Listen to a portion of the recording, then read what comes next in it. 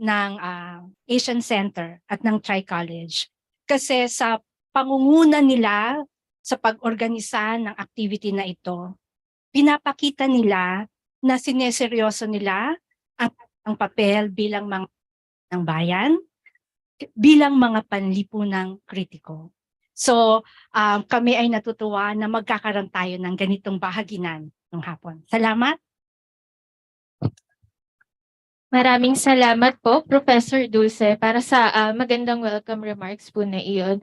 And as students po, we are proud din po na nakinig po ang Asian Center sa request po namin na ito.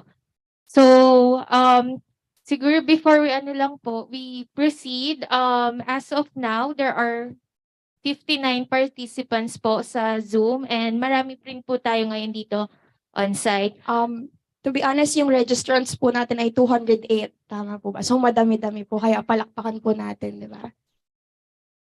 Okay, so let us now proceed. Let me introduce our first speaker, Dr. Ramon G. Guillermo. Dr. Guillermo is the director of the Center for International Studies and the former faculty regent. His current research projects are on the transmission, dissemination, reception, and translation of radical texts and ideas in the Southeast Asia using techniques and approaches from translation studies and digital humanities.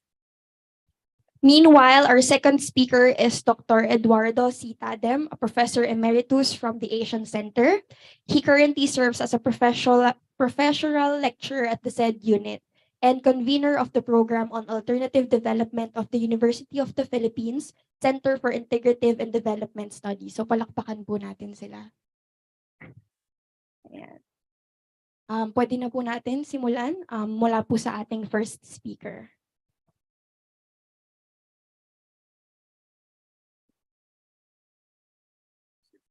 Hello? Ayan, sorry. Ayan, so magandang hapon at maraming salamat sa inyong pagdating. Salamat sa mga nanonood sa YouTube ngayon.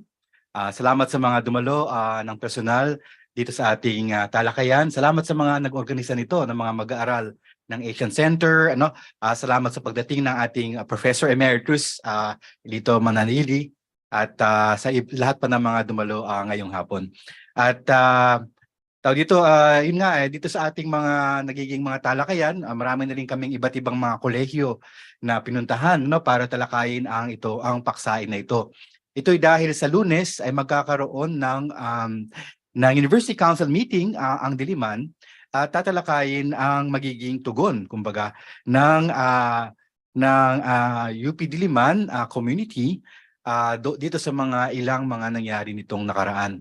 Kaugnay halimbawa ng pagpili ng ating mga presidente, ng ating mga chancellor, at siguro ang nais nating gawin ay gawing mas pangkalahatan, mas general yung ating magiging diskusyon imbis na tumutok lamang sa isang event or dalawang events nitong nakaraan.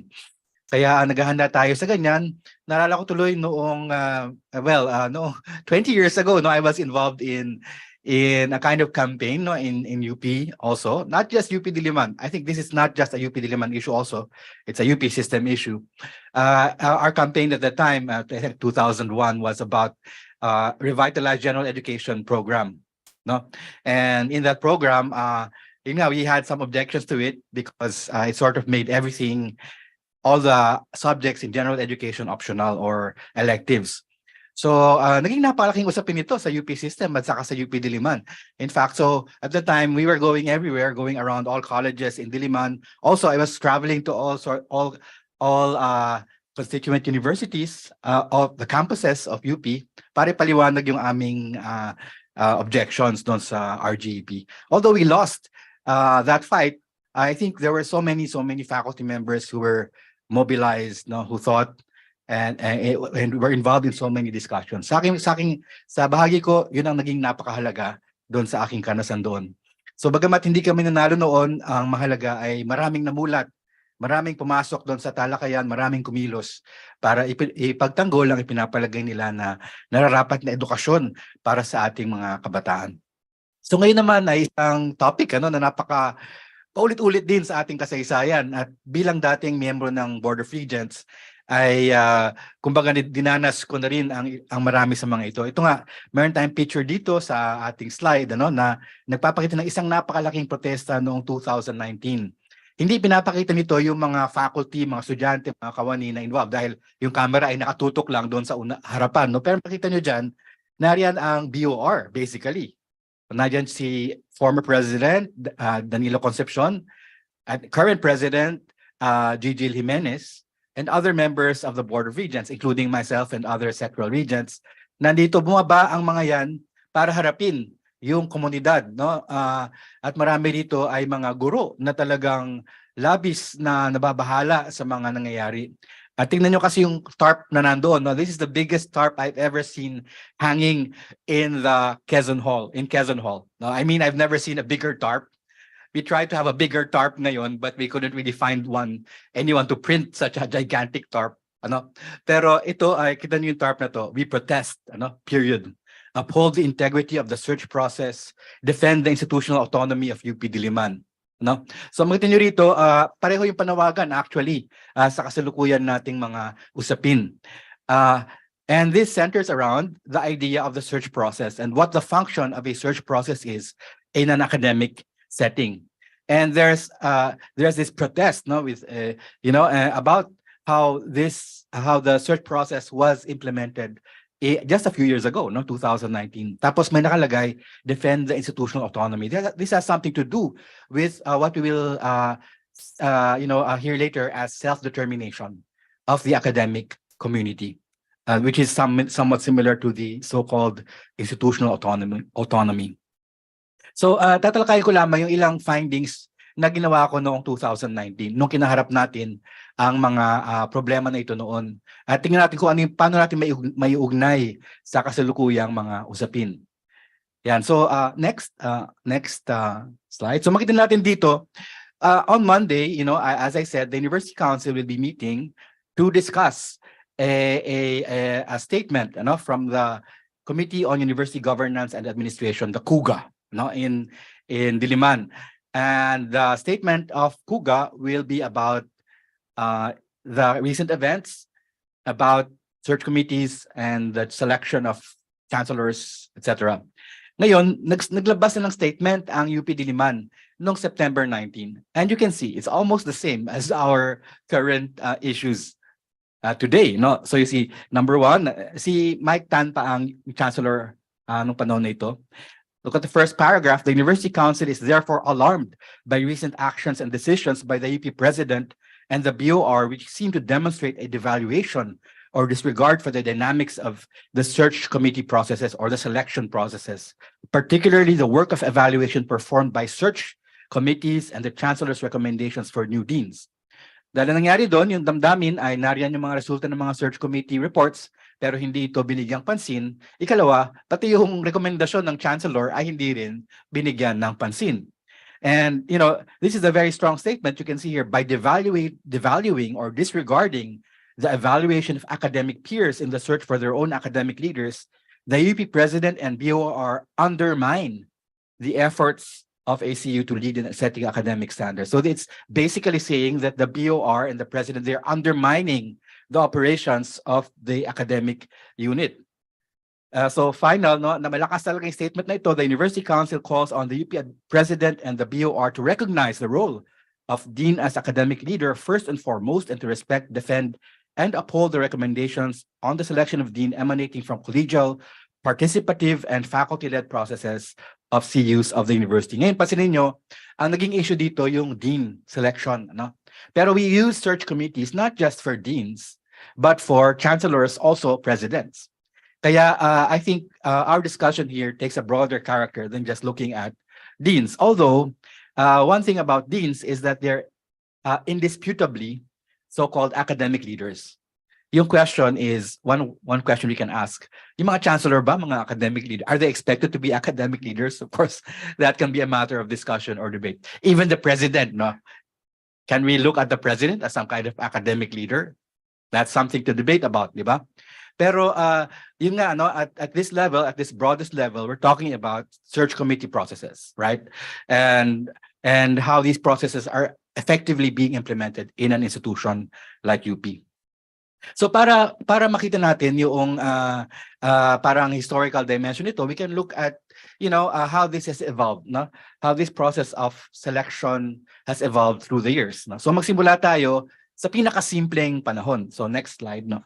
Ito ang panahon ng 1961, no. So I mean we're taking this as our starting date because before this it was the same din naman. According to the revised code of the University of the Philippines from 1961. Ang mangyayari dito, yung pagpili ng mga chancellor ng ating mga academic administrators ay ginagawa lamang directly ng president. Ano? So sabihin ng president, you can be the chair here, you can be the dean there, etc., etc. Diretso lang ang president, no process at all. No, in 1961. So sabi nga, this is from the BOR itself, no, from an assessment by the BOR. Memorandum Circular Number 4, 1978. For a long, long time, the board unilaterally exercised its authority with or without formal consultation. The university constituency was the last sector to be formally involved. So talaga noon, sabi nga nito, this was a relatively simple political culture. Wala, simple lang, no? Aside ko sino man ang nakikita ng presidente. So parang para sa atin, sa palagay ko, in our relatively more complex political culture, this is no longer an acceptable process, di ba? And sort of it's like a patronage politics or something like that. It can fall into that trap, di ba? So so nakita nila na hindi ito angkop. So next, nakita nila so they had changes, no? And as late as 1970s, they had changes in the process. I mean, tumagal, ano? And makita natin, ito yung panahon ni President Corpus. At strangely, this happened during martial law. Now, these changes in the selection process of academic administrators. So may document reorganization of the College of Arts and Sciences. No, panahon na yun ng CAS or College of Arts and Sciences, talagang yun super mega college noon. Nandiyan yung CS, CSSP, Cal, ano? Tapos marami pang spin off mula sa mga college niyan later on. So it was the kumbaga basically UP Diliman itself, ano. And ang naging ang sinabi dito, no, paano pipili ngayon ng dean.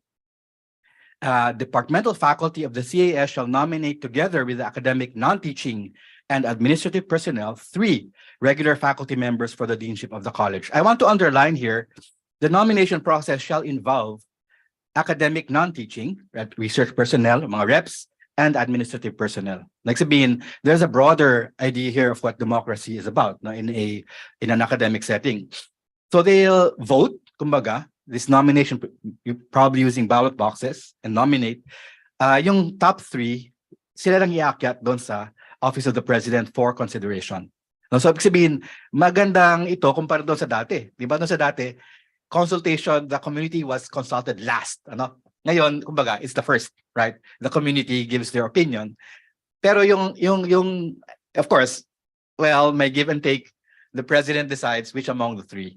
If there are top 3 candidates can become the dean. Of course, if there's only one person, edi yun na yun, di ba? Yun na yung lalabas. It's also possible, although difficult, na isa lang yung pangalan na lumabas at yun na yung magiging dean. So ngayon, ito yung parang masabi natin pinaka-demokratikong pamamaraan na umiral sa universidad. Panahon pa ng martial law, ano? nung nagkaroon ng ganyan. Afterwards, no, next slide, kay Angara, ano? 1981 to 1987, ano? So makita natin sa next slide natin. Next yan. Si Angara, ano, siya yung presidente ng UP nung nagaganap ang EDSA uprising, no? If you remember, no, very few of you remember, or some of you remember.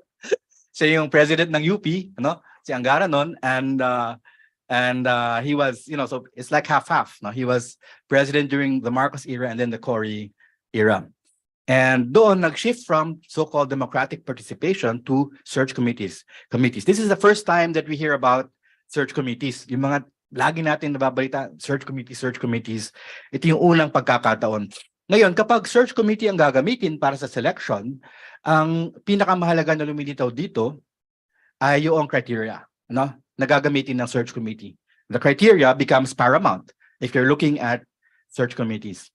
So the search committees must uphold the criteria which they are using in order to choose the best possible or the best among the possible candidates. And what are the criteria that they fashioned during the time? Of course, these are evolving criteria. Even up to now, they're evolving. But one thing hasn't changed. Doon sa letter A, academic and administrative leadership. Academic and administrative leadership for chancellor, for deans is number 1. Ano ba pakahulugan ng academic leadership? Di ba? Ibig sabihin nito, hindi lang siya magaling sa gawaing administratibo. Hindi lang siya magaling makipagkapwa-tao o makisama. Ano? Ibig sabihin ng academic leadership, kinikilala siya sa kanyang larangang akademiko. Tinatanghal ang kanyang mga nakamit na gawa sa kanyang larangang akademiko, sa kanyang mga research, sa kanyang mga intervention, pinapahalagahan ng kanyang boses sa kanyang disiplina. Now, sabihin, he is a respected academic practitioner in his field, in his or her field. So, ito ang number 1 na dapat tinitignan ng search committee. Diba? Na ano ba yung mga nagawa niya sa akademikong larangan na kumbaga na nagbibigay sa kanya ng respeto ng kanyang komunidad. So number 2, of course, integrity, the recognition.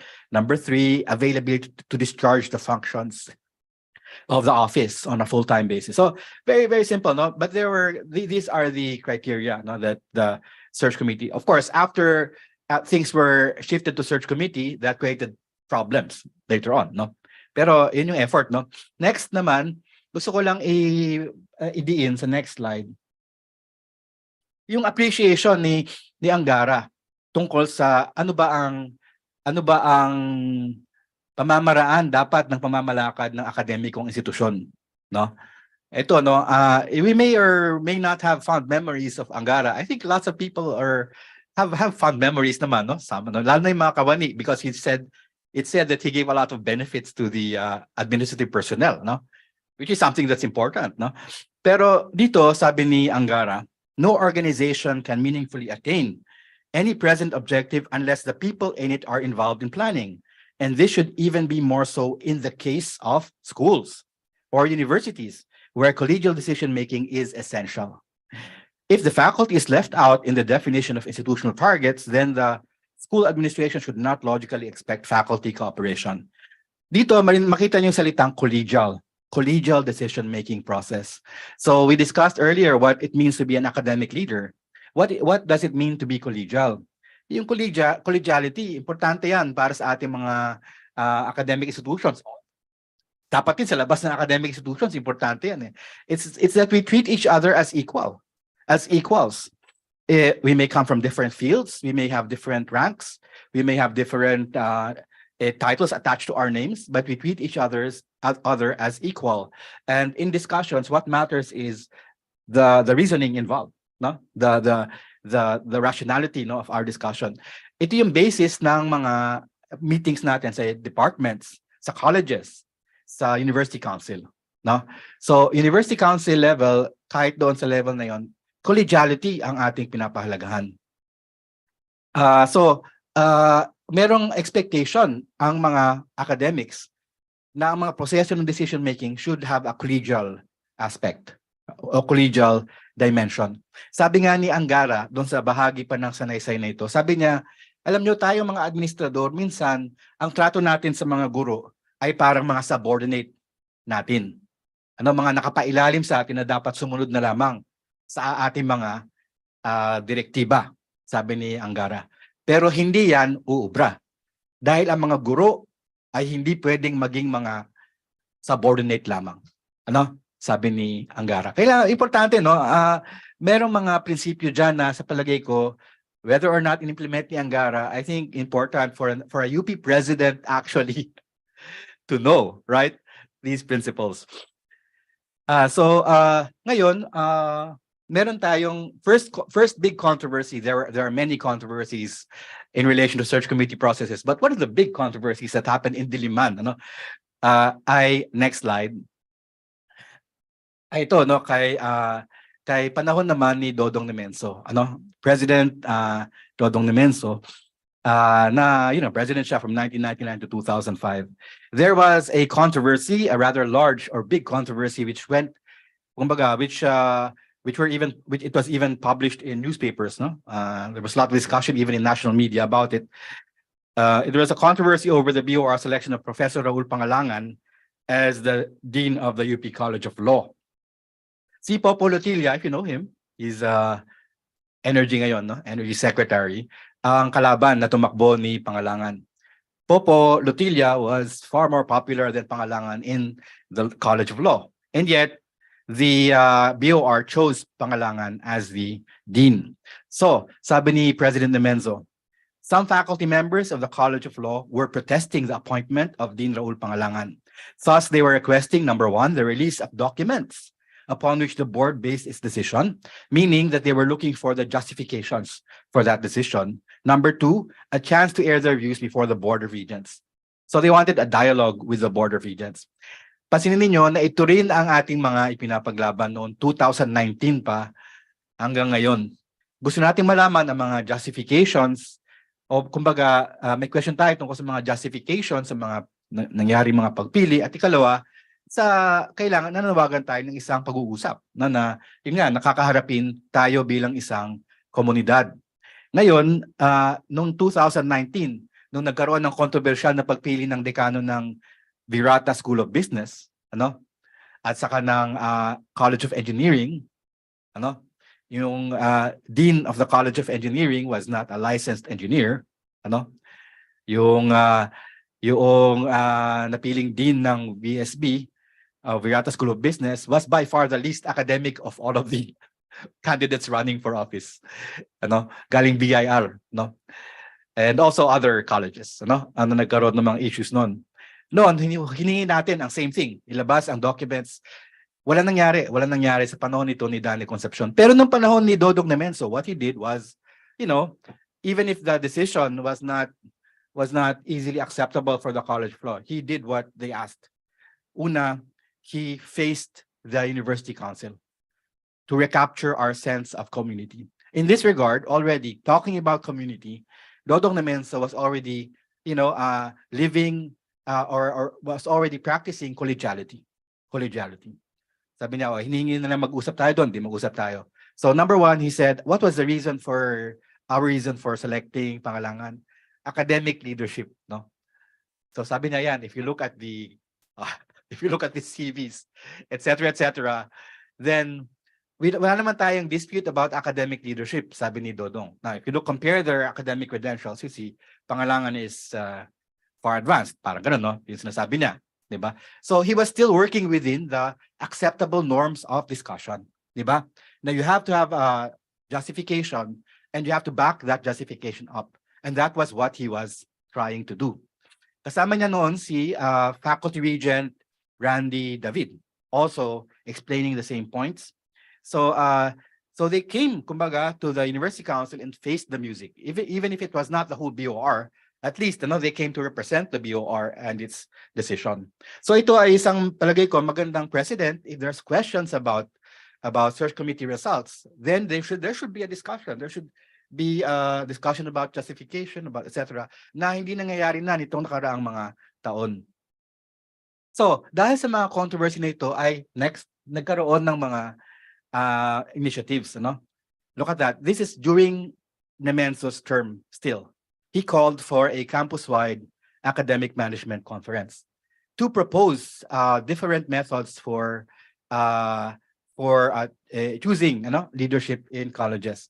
By the way, si Dodong Nemenzo ang dean noong CAS nung talagang direct voting ang ginagawa nila.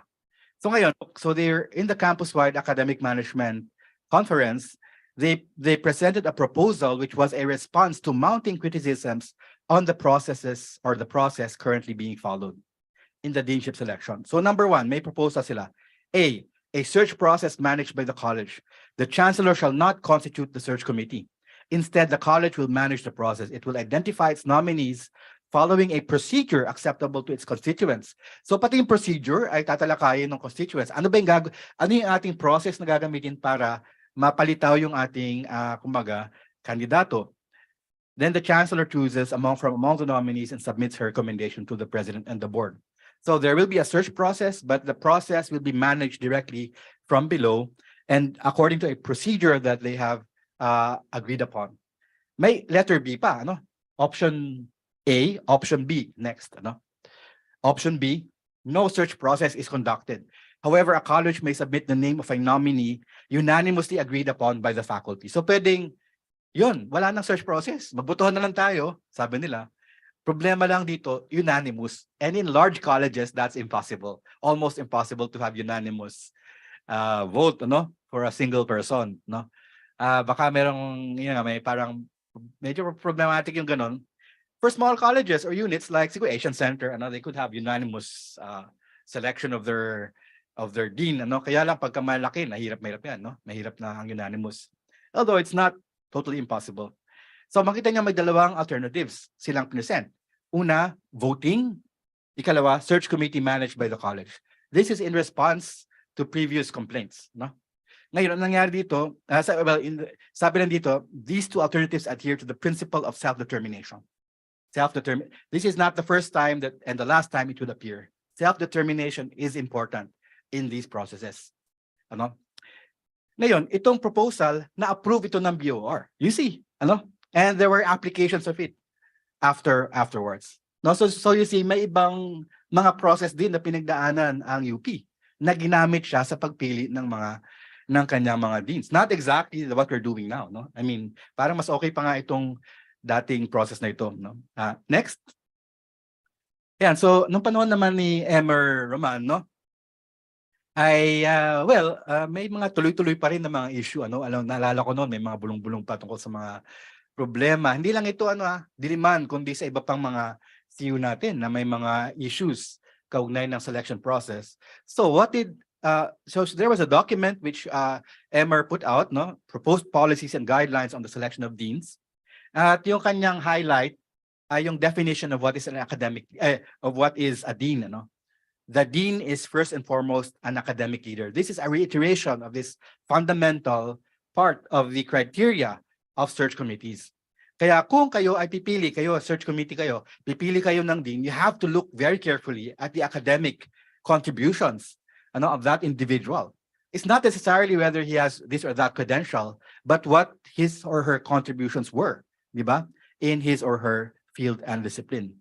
So dito, must be an academic leader. Thus it is expected that all members of the faculty and the academic staff get involved in the process of selecting deans. It goes without saying that all other constituents of the college, the students, the admin staff should also participate in the process. So dito, nagbubukas ng dapat democratic principle ng pagpili. At the same time, dapat pinapahalagahan yung academic leadership criterion. And I don't think, sa pagtakbo na ngayon ng mga proseso natin, neither the part about academic leadership or the part about consultation is now being respected, in our processes today. I mean, that's my opinion, no? I think that's the opinion of many people then, including Dr. Ed, no? Yan, so ngayon ay papunta tayo sa huli, no? Mga huling bahagi.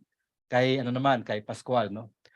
So next slide natin, no? Yan. Okay, so ngayon yung isang gawain ng mga faculty regent, and I was one, no? Briefly, is to go around our UP system to the different CUs, no, Baguio, Tacloban, Mindanao, right? We go around and ask the constituents what your main problems are. What can we address? No, so nag-ikot si former faculty regent Ida Dalmasio from UPLB sa iba't ibang mga CU for consultations. At yung isa na talagang lumitaw na napakatingkad sa kanyang consultations ay ang problema ng search process. No, I mean, this is not surprising, no, na naging isa ito sa mga pinakatampok. So Dalmasio reported this to the Board of Regents. Ito yung report niya. Sabi niya sa BOR, some are indifferent on the selection process. Why go through the process when the appointing authority already has somebody in mind? There was a sense that there could be a more democratic way of selecting deans and directors. There was a request to review the selection process for deans and directors. The present process has become very political. Faculty members have the impression that the search committee is biased because the members of the committee are appointed by the chancellor. The real sentiment was to review the selection process for deans and directors. No? And I think at this point, we're already looking at reviewing search processes for other levels na rin, no? Hindi na lang sa deans and directors. So, ano yung naging resulta nito? Nagbuo si President Pascual ng isang ad hoc committee. And the BOR does that. Upon recommendation by BOR members or regents, committees can be formed to make studies and recommendations. So nagbuo ng isang committee to review the policies and guidelines on the selection and appointment of deans. This was headed by College of Law Professor Patricia Daway, and they had two alternatives, no, doon sa kanilang proposal. Number one, a college managed search process, no, wherein a single nominee will be submitted to the chancellor provided that he or she has the support of at least 2/3. So ito hindi na unanimous. Mas workable actually ang 2/3, no? It may be difficult, no, pero mas workable siya in large colleges than nakita siguro nila yung dating proposal nung panahon ni Dodong Nemenso na unanimous. So ginawa nila, 2/3 siguro pwede na yan. Tapos pwede rin mag-constitute ng search committee which would submit a list of ranked nominees to the chancellor with justification for the ranking included. See there, no? Justification is very important. That we're not just ranking people based on a whim, no, or arbitrarily, but there must be a reason for our ranking of preferences. So the chancellor would then have the prerogative to recommend a nominee to the president. The chancellor and the president shall inform the college about his or her choice and justification thereof. So pag pumili, kailangan magbigay kang justification. Nung pumili ng dean dati sa engineering, na walang engineering license, walang binigay na justification ang BOR. Nung pumili ng isang taga-BIR, ang BOR, para maging dean ng Virata School of Business, wala rin silang justification na ibinigay. It's just because BOR decided it. No? And we have the power to decide this, right? So yun yung parang kawalan na ngayon ng pagpapaliwanagan ang isang malaking issue sa tingin ko. Ngayon nangyari dito sa next pa. Yeah, so the committee which the BOR formed underscored that in the selection and appointment processes involved, the principle of self-determination is important. Of the college and the university should be respected and honored. In the same way that the selection and appointment process should adhere to the basic principle which is enshrined in the university charter. We'll show you that later, in a bit, So meron daw basic principle in the UP charter. Tapos anong nangyari? Walang further action dito sa proposal ng ad hoc committee sa BOR. So nakita niyo yung dati, yung isa yung nagbuo ng proposals ng isang consultation, campus-wide consultation. That's an example of bringing proposals from below to the BOR, di ba? Na in-approve ng BOR. Now this example of from above trying to make changes, but nothing happened sa level na ito. Siguro may alam ko naman, na panahon ni Pascual, maraming mga committees na binuo na may mga output, may mga recommendations, pero wala nangyari eventually. I was part of such a committee or such committees that produced outputs but didn't actually have. For example, meron kami committee on HMOs sa UP na gustong-gusto yun ng mga kawani natin, for insurance, wala nangyari doon. Housing, wala rin nangyari. Anyway, maraming hindi nangyari, but this is, I think, yung proposal ni Daway is already something interesting because it went through study by a committee, di ba? This proposal also historical study. Kaya we have precedents, actually. We have precedents, We have previous ideas which can help us out in our current predicament, So next, tingnan natin yung principles sa UP Charter, Sa UP Charter mismo, nandoon ang importante, the university should provide democratic governance in the university based on collegiality, representation, accountability, transparency, active participation of its constituents. Di ba? Dapat lang, di ba? Nariyan yan sa ating charter At naroon na mismo yung democratic governance. Where are you democratic governance, Where are you collegiality? Pero nandiyan naman sa ating UP charter sana ang mga bagay na ito.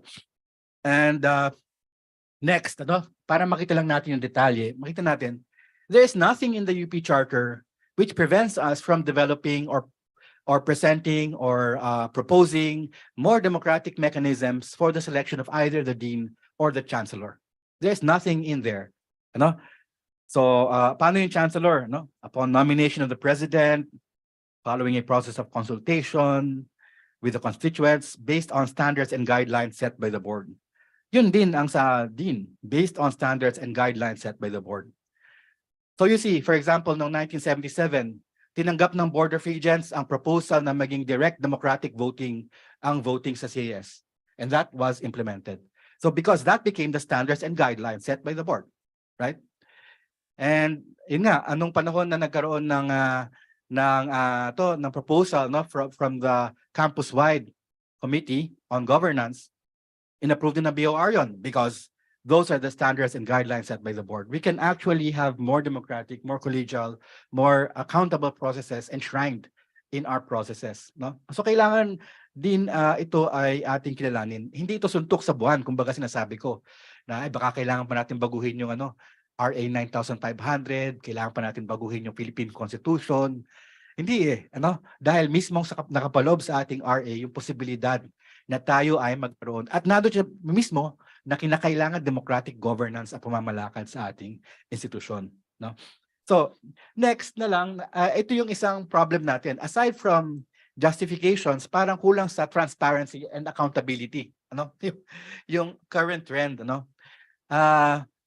Ngayon, tinignan ko yung mga sa minutes of the BOR, makita natin yung mga pag-call for a, what we call executive session. Yung executive session sa BOR, simple lang yan. Narin yung BOR, papalabasin lahat ng mga hindi BOR at mag-uusap sila. Yung kanilang pag-uusap, there's no recording, there's no documentation, and because it's an executive session, nothing can come out of it. Well, what stays in an executive session stays in that executive session. So, ang tinignan ko doon sa mga BOR Gazette, paparami ang pagpapatawag ng executive session hanggang sa selection, sa selection ng deans and chancellors, hanggang naging norm na currently na kapag pagpipilian ng dean at saka chancellor, laging executive session. Ngayon, parang konti lang yan, mga 6, 4, etc. Pero in an executive session, pwedeng marami ang inyong din-discuss. Marami kayong mga, okay, may executive session na tayo at marami kayong mga dean na pagpipilian at pagdadaanan. Kaya, and selection of deans naman and chancellors, hindi naman yan every month. Dahil may terms yan, 3 years per term. Or yan, so medyo hindi naman ganun kadami yan. But as you can see, nung panahon ni President Concepcion, naging parang nag-spike yan. And that what you see there on the graph is only the first half of his term. That means when I was in the BOR. So when I left, hindi ko na monitor. Pero I suppose it really becomes much higher than any of the other previous terms combined of presidents. So makita natin, ngayon tanong natin ng iba nating mga nagtataka, hindi ba yung pagpili naman ng chancellor at dean, hindi naman yan dapat top secret? Hindi naman yan kumbaga nangangahulugan ng para merong national security involved, di ba? Hindi naman ganoon eh. Bakit kailangan hindi lumabas sa mga tao yung mga halimbawa kahit yung secret balloting ganyan, yung mga justification. In fact, justifications lang naman yung gusto natin makita ron. Why? Even the justifications, we cannot even have access to them. So, next, na makita natin, dito sa square sa bottom left, listahan niya, tinignan ko lang na explicitly, hindi executive session na pumili ng mga deans at saka chancellors. Like UP Visayas Chancellor 2011, open meeting yan, recorded. You can see all of these chancellors and deans, their appointments or their selection were deliberated not under executive session. Pero tingnan niyo tingnan pa itong 2011 yung example sa taas, itong Danilo Concepcion, when he was being deliberated as Dean of College of Law, also Joey Balmaceda when he was being deliberated as Dean of College of Science. Makita niyo may asterisk sa pangalan ni Danny Concepcion, who became a president afterwards. Yung asterisk, ibig sabihin niyan, it was taken up in executive session. Whereas yung kay Ding Joey Balmaceda, walang asterisk. It was taken up in a regular session. I mean, for some reason, I think they said, okay, pag-usapan natin si Danilo Concepcion, we have to have executive session. Pero it's not implemented, kumbaga, all the time, no? Hindi yun yung, okay, magpipili tayo, the executive session na lahat, hindi ganun. Selective dapat ang proseso. And there must be a reason for why gagawin yon na mag-executive session. No? So, kita nyo, meron yatang indiscriminate application of executive sessions ngayon. Not just in terms of selecting deans and chancellors, but many other kinds of decisions which the BOR makes, which is problematic for us as a community which wants transparency and accountability. You can't have accountability without transparency, right? So, panghuli na lamang, no? And this is a rather small point, no? Pero nagulat na ako, next slide. Dito sa, yung redacted pages ng BOR Gazette. This is basically the public version of the BOR minutes, right? And nangyari lang ito sa panahon ni Danilo Concepcion, President Concepcion, that, pagka tumitingin kayo sa mga declassified CIA documents, right? If you download them from the internet, ganyan itsura nun, di ba? So, feeling mo parang may cloak and dagger thing, like mga CIA ang pinag-usapan natin, FBI, ganyan. Pero why would they have to do this for UP, this discussion about something? And this sort of creates a kind of suspicion na this can become arbitrary to withhold some information from the public, which the BOR discussed in a meeting, not in an executive session in the BOR. No? So ito ay yung isang punto. Ngayon, panghuli na lamang, no? Dahil marami na akong oras, napakaraming oras na kinain dito. Yung huling-huli talaga ay yung usapin ng bakit kapag mag-select na sila ng Dean o Chancellor, bakit i-interviewin ng BOR ang mga kandidato para dyan? No? Yung ipapatawag yung mga kandidato para sa opisina na yan sa harap ng BOR, tapos ipapagpaliwanag sila. Hindi yon sa palagay ko, at maraming objections na nangyari nung una yung ginawa. Hindi yun nararapat. Una-una, dahil gumawa na ng search committee na may criteria na inilabas, na may recommendations na yung search committee bumabayan hanggang sa pinakamababang level, sa pinakamababang level ng mga unit na akademiko. To all those complexities and nuances, the BOR wouldn't have any idea what's happening at that level. Pero nasa search committee yan, ginawa ng search committee yan. Nandun na sa report. So all they have to do is refer to the search committee report. Ikalawa, marami namang public fora, and in those public fora with the community, the BOR is invited, right, to observe how the candidates interact with the community, to observe how they answer questions, and in fact, they can even ask their own questions, openly, in public, di ba? To observe the leadership qualities of the candidates. Hindi kinakailangan na ipatawag ng BOR. Bakit? Yung isa pang masamang, they become sort of like a hiring body, parang naging HR sila na nag-hire ng mga tao, nag-interview ng gusto nilang i-hire. Ngayon, may isang problema dyan. It can become, there can be things there discussed which are not, kumbaga, disclosed to the public. Halimbawa, sabihin ng BOR, kasi isa-isang interview yung mga yan. Ikaw, aaprubahan mo ba yung plano ko? Sabihin sa kanya. Hindi ko aprubahan yan. That's against my principles. Sabihin naman ng isa, ikaw, aprubahan mo ang plano ko. Oo, sir, aprubahan ko yan. You can be sure of that, no? It generates a relationship of patronage with those who are running, no? And makes them possibly go into commitments or agreements which are not public, no? And also may be inimical to the public interest, right? So talagang problematic itong pag-i-interview ng BOR na ginagawa yun sa parang hiring board, Hindi dapat ginagawa ng BOR yan. That's very suspicious. It generates this kind of patron-client relationship with the BOR and the deans and the chancellors, which should not be the case, because they are academic leaders, respected in their fields, and with their own independent thinking about how they should govern. No, so kita nyo nga, we are in a bad situation ngayon, no? Sa pagpapaliwanag ng masamang kalagayan natin ay mas malalim, no, mas matindi ang i-discuss sa atin ni Professor Emeritus Ed Tadem. Salamat po.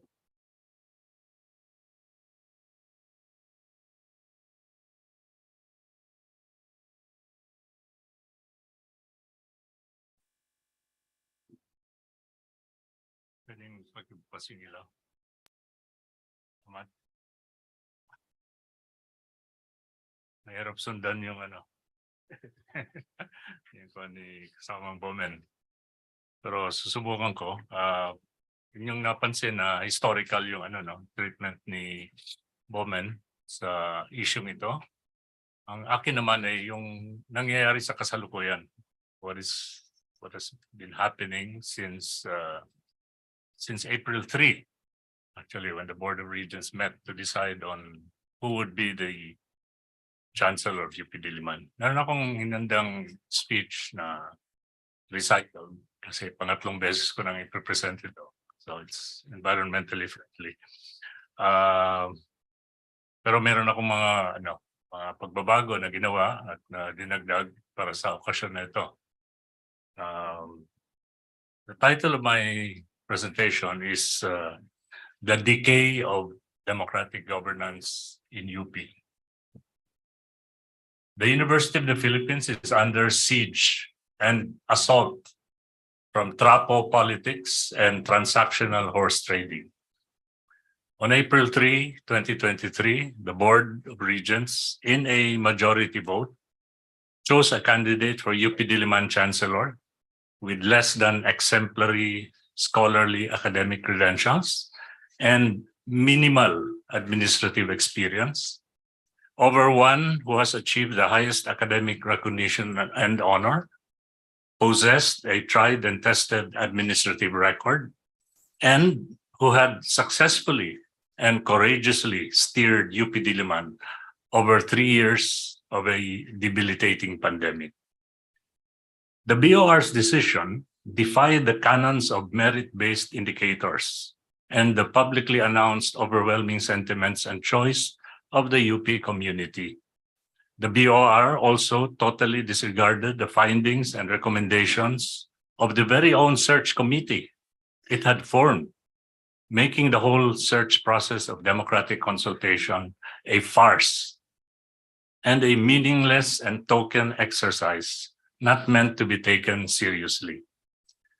More than this, the BOR decision shows a total disregard and contempt and made light of the collective wishes and aspirations of the UP Diliman community, its faculty members, students, staff, and alumni who went out of their way to appear before the search committee. We understand that almost 90% of those interviewed clearly favored the then incumbent chancellor, whom the board rejected. The next, I have one paragraph here, which is a passage, a search committee report. But I'm told that I cannot share it because of legal implications. So be it on record that I have not shared this. This is just a passage which all I can say is we know what it contains and what the board had, what that search committee had recommended to the Board of Regents on who should be the Chancellor of UP Diliman. Let me proceed. The BOR decision also calls into question the leadership values and moral authority of the majority of its members. It further illustrates the dominance of traditional politics, patron-client relations, undue interference by external vested interests in BOR's decision-making process, transactional horse trading, and working and dealing in the university's highest decision-making body. In doing so, the BOR has abandoned the time-honored traditions and principles of UP, or any institution of academic, of higher learning, for that matter, for democratic governance, accountability, transparency, academic excellence, collegiality, representation, and leadership legitimacy. The laws of the country are clear with respect to the principles and standards that public officials are to follow. The UP Charter of 2007, also officially known as Republic Act 9500, states that among its purposes is to, and I quote, letter H, provide democratic governance in the university based on collegiality, representation, accountability, transparency, and active participation of its constituents, and promote the holding of fora for students, faculty, research extension, and professional staff, and alumni to discuss non-academic issues affecting the university. End of quote. Republic Act 6713 of 1989, also known as the Code of Conduct and Ethical Standards for Public Officials and Employees, states in Section 4, which are the norms of conduct of public officials and employees, must be committed to democracy. And that is letter G of Section 4. Commitment to democracy. I'm quoting directly now. Public officials and employees shall commit themselves to the democratic way of life and values, maintain the principles of public accountability. They shall at all times uphold the Constitution and put loyalty to the country over and above loyalty to persons or party. But then one might also ask, because all of these principles and names have never really been defined, have not been defined by the university at all. So I went to ChatGPT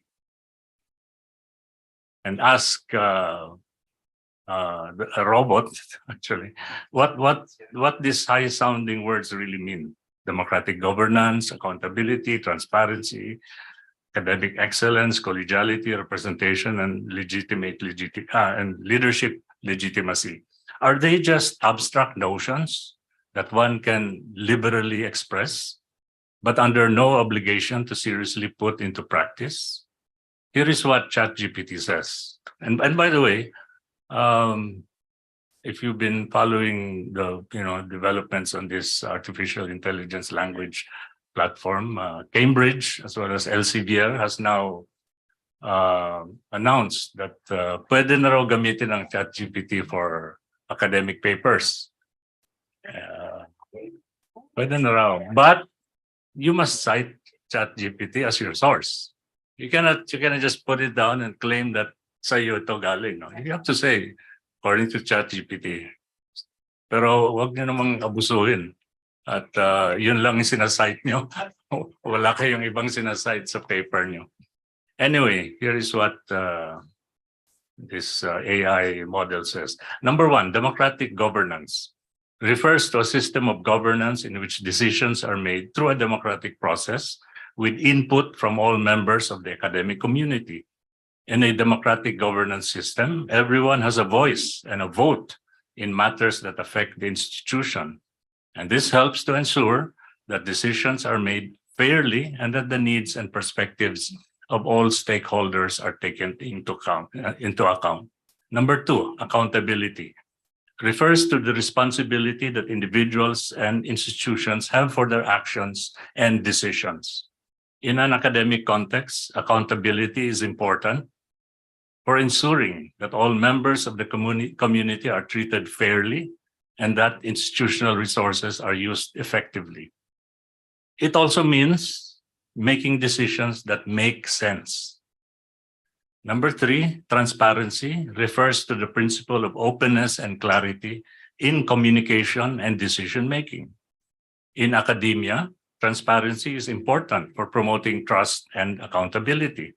And this includes making institutional policies and procedures easily accessible, providing clear explanations for decisions, and this is very important, disclosing conflicts of interest. I would like to elaborate a bit on this issue of conflict of interest. Halimbawa, sa Board of Regents, if you are a member of a fraternity or a sorority, and you're with the Board of Regents, and then among the candidates for president, dean, chancellor, are members of the same fraternity and sorority, or any organization for that matter, isn't it just and ethical and decent that you should inhibit yourself, recuse yourself from making a decision on this? Kasi alam natin, umulan man o bagyo, lumindol man o pumutok ang bulkan, gumuho man ang UP, you will always vote for your brother or your sister. That is the cardinal practice among members of fraternities and sororities or any tightly knit organization. And you're not going to consider merit, you're not going to consider academic qualifications, you're not going to consider any other qualification other than that brad mo yan o sis mo. At yan ang nangyayari. Conflict of interest yan. Pero hindi sinusunod yan. I don't think it has ever been followed as a rule in decisions made by the Board of Regents, particularly since for several years now, a certain fraternity has been lording it over the Board of Regents. Number 4, academic excellence refers to the pursuit of high standards of scholarship, teaching, and service in an academic setting. Academic excellence is typically measured through factors such as research productivity, teaching evaluations, and institutional rankings. Number 5, collegiality. This refers to the spirit of cooperation, mutual respect, and collaboration among colleagues in an academic setting. Collegiality is demonstrated through behaviors such as sharing ideas, listening to others, and working together to achieve common goals. Number 6, representation. In an academic setting, this is about creating an inclusive and equitable environment that values diversity and ensures that all individuals have a voice and opportunity to participate and contribute to academic pursuits. Number 7, and this is also quite important, yung legitimacy of leadership. This refers to the degree to which a leader is seen as having the right to lead and make decisions within the context of the institution. Legitimacy is usually established through a combination of factors such as qualifications, experience, expertise, and the approval of key stakeholders, including faculty, staff, and students. To emphasize this point, factors that contribute to the legitimacy of leadership in an academic setting include, number 1, academic credentials. Leaders who have strong academic credentials, such as advanced degrees or extensive research experience, may be seen as more qualified to lead in an academic setting. Number 2, institutional experience. Leaders who have worked within the institution for a long time and have a deep understanding of its culture, history, and values will also be seen as more legitimate. Number 3, support of key stakeholders. Leaders who have the support of key stakeholders, such as faculty, staff, students, alumni, are more likely to be seen as legitimate. Number 4, demonstrated competence. Leaders who have demonstrated competence in their roles, such as achieving positive outcomes or implementing successful initiatives, may also be seen as more legitimate. And number 5, transparency and accountability. Leaders who are transparent in their decision-making and themselves accountable to the institution's values and goals may be seen as more legitimate. Ang galing ng ChatGPT, no? Kuhang-kuha nila. Tanungin, naiintindihan ba ng Board of Regents itong mga values, principles na ito? O parati lamang nilang santabi kasi mas nangingibabaw yung kanilang personal interests, yung influence from external players, yung wheeling and dealing, yung horse trading. I'll scratch my back if you scratch my back, and I'll scratch yours. Yung mga ganong parang ganon ang nangyayari. Anyway, on April 10, 2023, or 7 days after the BOR decision, an open letter was sent to the UP president, calling on him to, quote, demonstrate transparency and accountability, unquote, by publicly disclosing the basis for choosing the chancellor, and, quote, encourage other regents to do the same. Furthermore, the letter urged him to make the search committee report accessible in order to inform the UP community of the basis of the selection and thus be more informed about the process and its outcomes. The open letter, which was open, so sent to the public, but it was also sent to the Office of the President through the Office of the University Secretary. This open letter was signed by 16 emeritus professors and 27 other faculty who are current and former university officials, so mga deans, chancellors, vice chancellors, vice deans, etc., etc. Now, this call for transparency and accountability is premised on no less than the Philippine Constitution, whose Article 3, Bill of Rights, Section 7 states, and I quote, "The right of the people to information on matters of public concern shall be recognized. Access to official records and to documents and papers pertaining to official acts, transactions, or decisions, as well as to government research data used as basis for policy development, shall be afforded the citizen, subject to such limitations as may be provided by law." And then you also have Republic Act 6713 of 1989, which I cited earlier, the Code of Conduct and Ethical Standards for Public Officials. In Section 4, norms of conduct of public officials and employees must be responsive to the public. And I quote directly, "Public officials and employees shall extend prompt, courteous, and adequate service to the public. Unless otherwise provided by law or when required by the public interest, public officials shall provide information of their policies and procedures in clear and understandable language, ensure openness of information, public consultations and hearings whenever appropriate, encourage suggestions, etc., etc." And then you also have Executive Order number 2, series of 2016. This was issued by President Duterte very early in his term, when he had not yet gone on a killing spree. Kasi wala pang if I'm not mistaken, wala pa tayong right to information law, no? Freedom of information law, wala pa.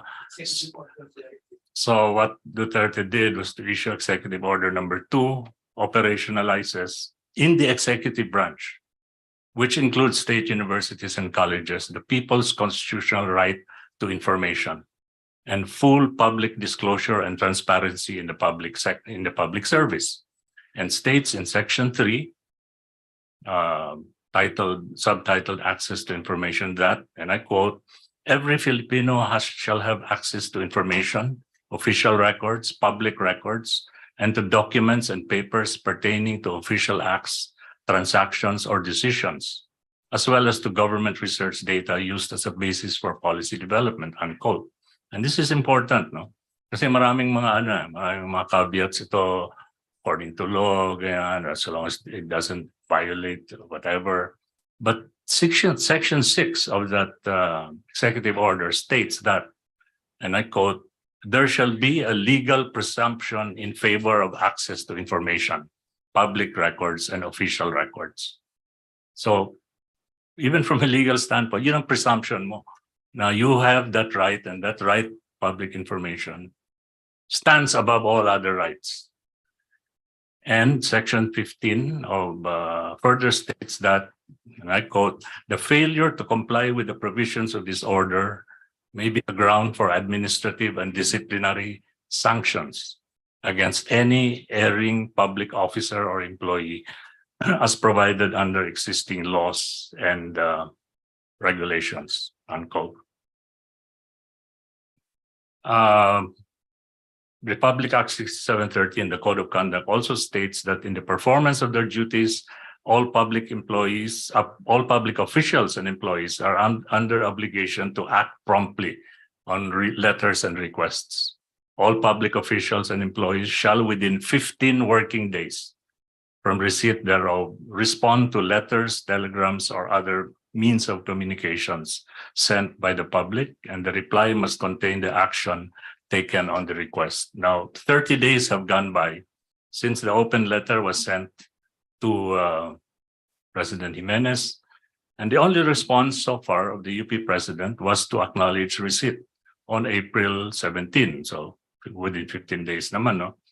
To some of the letter's signatories. Not all signatories received this letter, saying that he will refer the letter to the Board of Regents for proper attention.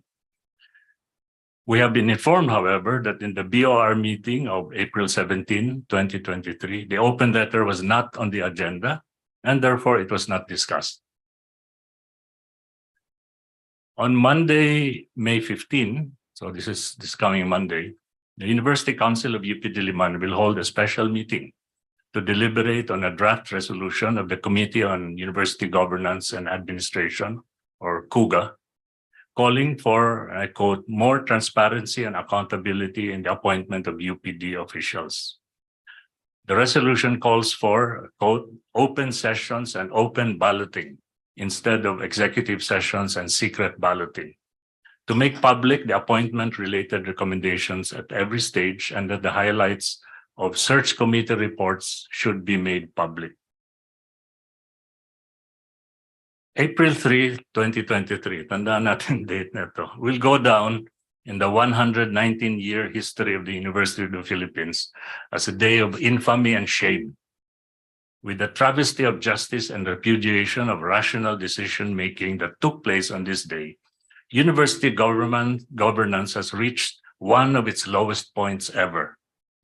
Furthermore, the BOR, as presently constituted, may have seriously damaged and compromised its credibility as a body that can make informed, impartial, and just decisions for the good of the university, its community, and the Filipino people. As we have seen from Professor Bowman's discussion, this is not the first time that the BOR has exhibited such total disregard for the public interest and the principles of democratic governance. So it's already a matter of record that this overbearing and haughtily arrogant conduct has been going on for several years now. As a response to the undemocratic decisions of the BOR, a movement for democratic governance in UP, or MDG-UP, has been organized as a loose coalition of faculty, students, staff, and alumni of UP Diliman that is committed to uphold the principles that the university stands for. Let us all join in this worthy movement and save the university from further deteriorating into a bastion of authoritarian and oligarchic rule by the very few. We have seen how academic excellence and impeccable scholarly credentials, proven and experienced governance, transparency, accountability, popular representation, collegiality, and overwhelming community support have all been recklessly abandoned. The university is or should be in deep mourning. But we should not only mourn and adopt a passive stance. More important, we should also organize and resist those who would wantonly degrade and debase the integrity, the dignity, and the good name of the University of the Philippines. Let us come together and struggle to uphold UP's time-honored and sacred motto of honor and excellence in the service of the people. Thank you.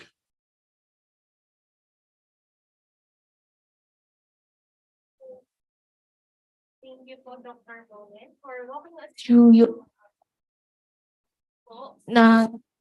ng pagpili ng academic leaders sa ating university, as well as yung history na matagal na palang issue yung ganitong pagpili. Pero hanggang ngayon ay problema pa rin. Kahit na nakapaloob sa UP Charter na dapat nga govern tayo by democratic principles. And thank you din po, Dr. Tadem, for discussing yung trapo politics within the university. So very explicit statement na yung credentials nga po underwhelming compared to other candidates.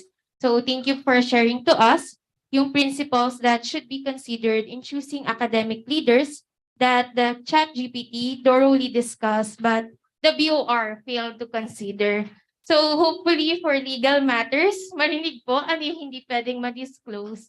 So Ayan, I agree no, Selena. So indeed po yung problemang ito na kinakaharap ng UP ngayon ay hindi na bago. So kumbaga, it did not happen overnight. And kaya kailangan natin mag-mobilize pa. At this is the main reason why we are conducting this forum. So I know we have so many questions in mind. We're actually receiving questions sa Zoom, but we will have it later po. But for the meantime, I think we're gonna show a video, Selena. Yes po. The AC faculty and staff prepared a 4-minute video. Ngayon pa lamang po ito maipapakita. First time po. So I would like to call Professor Santa Maria to give us an overview of the said video. Good afternoon, and yes, this is actually a in front. Okay, this video is actually made during the birthday celebration of our colleague, Dr. Tina Clemente, and for that, happy birthday, Tina, belated. And as a birthday celebration, Dr. Clemente decided to have a black party. And you know what black means. And because of that, several of our faculty and staff were already here and in black. And we decided to have a video. And we took it in our Bulwagan ng mga Bayani. We have a very impressive collection. Please take a look at it later if you haven't seen it yet. It's a collection from General Guillermo Magsangkay of the Philippine Revolution against Spain. And it was given to the Asian Center in the 1980s. No?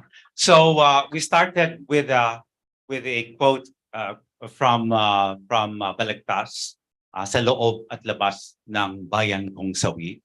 And then we ended paraphrasing that quotation with Rafael Palma, right? Our UP president, the only one who resigned because of principles. No, and we would wish to have more presidents who would resign And chancellors. for principles chancellors. and chancellors, and may I also say deans. Yeah, let's include the chairs also. And he resigned primarily because he disagreed with Manuel L. Quezon on the anong law yun? Yeah, hair hose cutting on the independence movement, right? So because of principle, he resigned, and maybe because of that, he has a huge building named after him. So this is just a draft, and we're still working on it, but we present it to you wholeheartedly. I do hope you enjoy.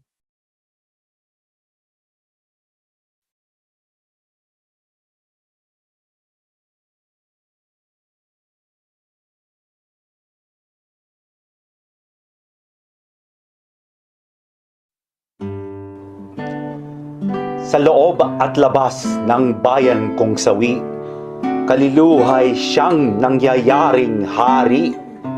Kagaling at bait ay nalulugami, ininis sa hukay ng dusa't pighati.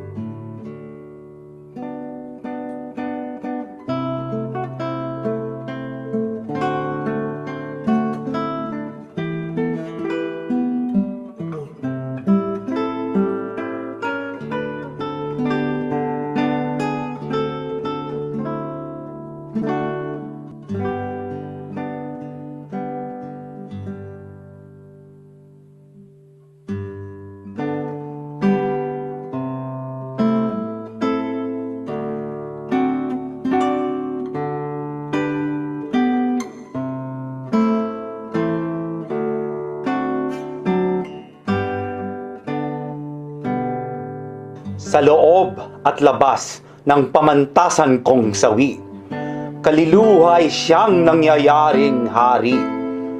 Kagaling at bait ay nalulugami, ininis sa hukay ng dusat pighati. Ayan, napaka-makahulugan po ng video, no? Sobrang unique din po ng Black Party ni Prof. Clemente. So, palakpakan po natin ulit ang ating mga faculty. Ayan. So, mamaya po pwede po tayong bumaba kung hindi pa po natin napupuntahan. So, to spice up naman po the conversation, to deepen pa po, let us call and introduce our reactors for this forum. Reminders lang po para sa mga reactors natin. We will give you 5 to 7 minutes po. Okay.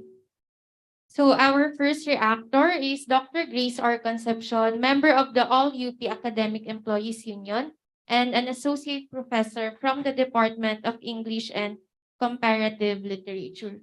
So she will be joining us po via online. And ang pangalawa po nating reactor ay si Mr. Jose Mario De Vega. Siya po ay isang PhD student ng Philippine Studies Program. Kumuha ng kursong AB Political Science sa Manuel L. Quezon University, ngunit hindi nakatapos gawa ng kanyang radikal na aktivismo. Natapos niya ang nasabing kurso sa Olivares College noong 1999. May masterado siya ng filosofiya sa Universidad ng Pilipinas, Diliman. Kumuha din siya ng kursong abogasya sa University of the East, ngunit gawa mismo ay lumipat siya sa Philippine Law School upang doon tapusin ang kanyang Bachelor of Law. Dati siyang tuturo ng mga asignatura sa Pilosopiya, Agham Panlipunan at kursong Andres Bonifacio at Kilusang Katipunan sa Universidad de Manila. Our third reactor naman po is Mr. Juni Estanislao. He is currently taking up a master's degree in Philippine Studies, major in Development Studies here at the UP Asian Center. And then he also teaches junior high school at the Barangka National High School in Marikina. So palakpakan po natin sila. So with that said, let us start na po. Dr. Grace. Hello, good afternoon. Okay, hi. Can I be heard on site and online? Okay, yes. Hello. Hi, good afternoon everyone. And I wish I could be there pero gawa nga ng medyo masama yung pakiramdam ko is I cannot join you there. So I'm here via online. And as president of the All-UP Academic Employees Union, so I'll be anchoring my discussion on the sentiments of what democratic governance could mean for those nga dun sa mga rank and file, particularly hindi lamang composed of the academic sector like the faculty and yung mga reps natin, but also members of the community natin, included na dito yung mga manininda, mga jeepney driver natin, as well also as yung mga mga students natin. Okay. So here. So first, yung unang point na gusto kong i-raise na yung democratic governance is total hinge, okay, doon sa notion ng academic freedom. When we hear of academic freedom, we think about yung freedom nga ng mga estudyante na matuto and freedom of the faculty and the researchers to teach and to publish ideas that may be counter hegemonic and then that may also challenge the state. But not only that, but academic freedom also includes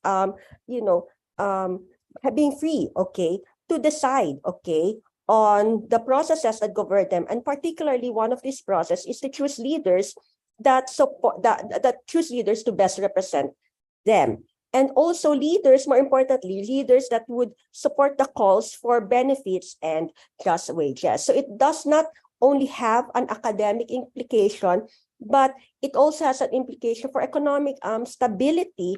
And this is important for members of the UP community kasi nga paano nga tayong matututo, makikipagtalakayan kung gutom ang ating sikmura. So the three concepts that were mentioned before, okay, in relation to democratic governance, which are transparency, accountability, and participation. So what could this possibly mean for members of the UP community and the rank and file? So first of all, transparency. So it means that being open to stakeholders of the university and being able to access information on policies, financial information on hiring and appointment. So this would benefit stakeholders such as the students, the academic and non-academic employees, contractual employees, and members of the university. Second is accountability. So meaning that, as mentioned earlier then, that officials should take responsibility for their decisions and actions, especially if it affects the community. So meaning dapat managot ang lahat ng mga managot sa mga stakeholders ng university and to prevent nga mga arbitrary decisions na yung iilan lang yung nakikinabang. And third, which is participation. So what does this mean? Is to have the freedom and power to decide on the welfare and interests of the sectors nga of the universities. And as I mentioned earlier, part of this is to choose leaders who would govern the university. So why is democratic governance important? First of all, it is important to forward interests and rights of the sectors for just wages, security of tenure, and promotion. So these are things that are important to ensure security, economic security, and stability within our daily lives, okay, within our work. And also, to add to that, to fight for benefits for health and wellness, education, housing, retirement benefits, and others. And also to recognize the sentiments and demands of the UP community in the face of red tagging and political harassment, meaning that we have to contextualize this in the bigger picture nga. Sa mga nangyayari ngayon, particularly that we have another Marcos, okay, as a president, okay, of the Philippines, okay. Democratic governance is important nga to fight for academic freedom in teaching. As I've mentioned, this would mean that to be able to teach and encourage critical thinking, even if some of the ideas may challenge those who are in power. To assert for consultations, information, dissemination, to avoid arbitrary rules and policies.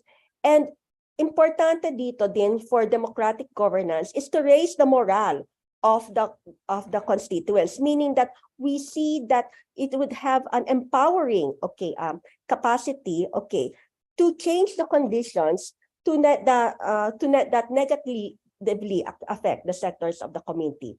And lastly, also to fight against contractualization.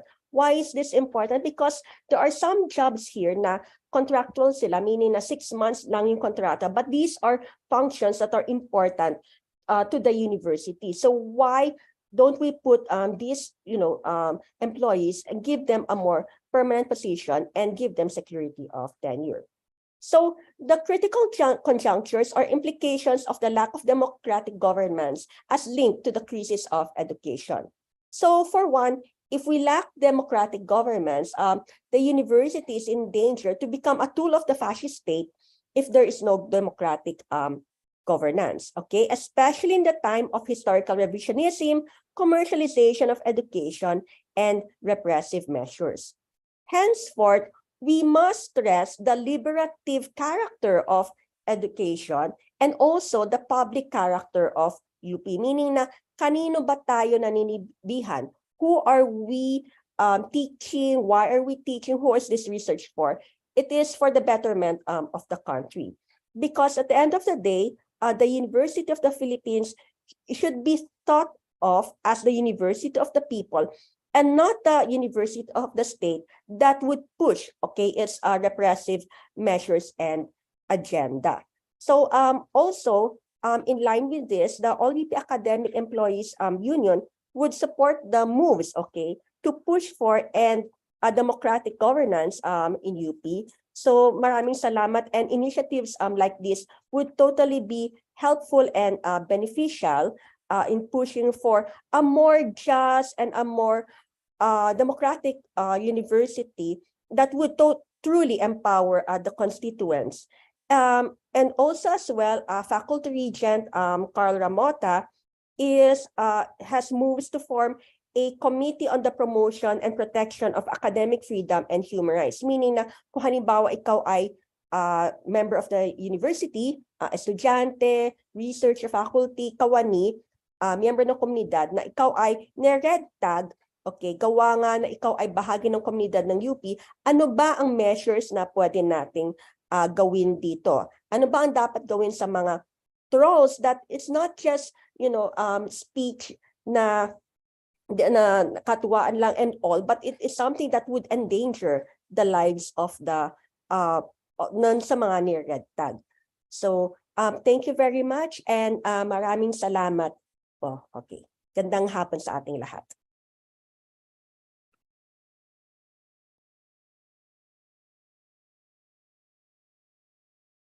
Maraming salamat po, Doc Grace. Pakinggan naman po natin si Sir Mario.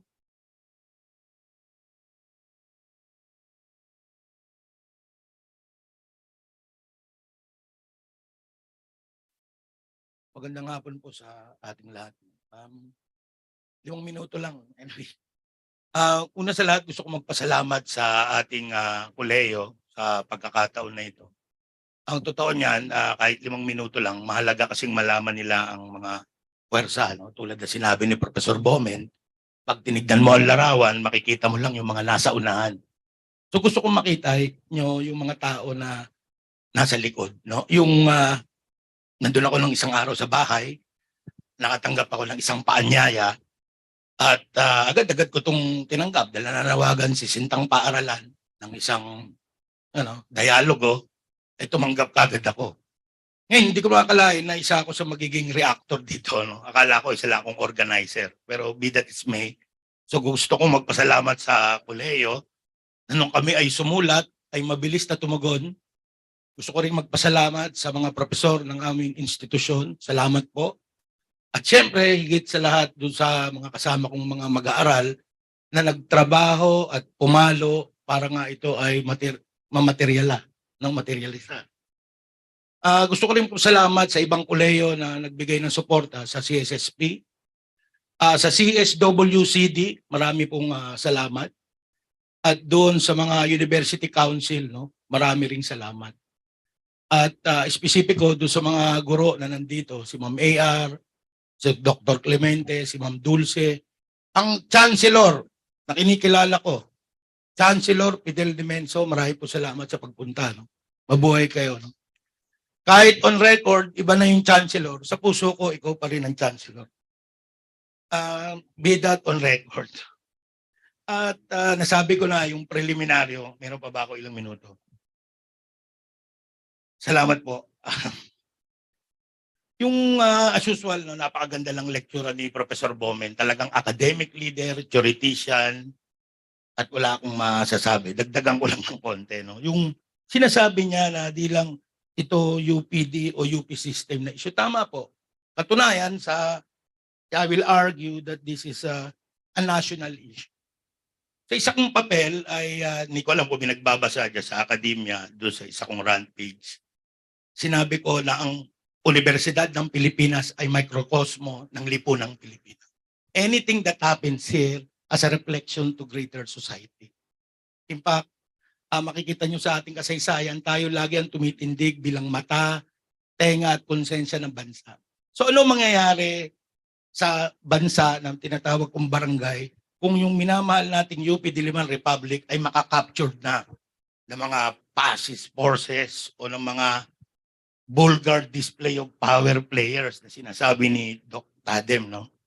Na agreeable naman ako sa kanya. So, I-relate ko lang nitong nakaraan, nagaganap ngayon itong SEA Games. Siguro napanood nyo naman ang laban ng Gilas Pilipinas sa kanitong United States of Cambodia. Aba, lamang na ng malaki, last 20 seconds, tumawag ng time out yung Cambodian coach. Wala namang batas na nagsasabi na hindi ka pwedeng tumawag ng last 5 seconds, last 1 second. But it doesn't mean that you can, you will do. Because that will become grave abuse of discretion. So marami akong hindi pagkakasundo dito kay Chot Reyes, pero tama yung sinabi niya na this is a question of ethics. It's a question of propriety.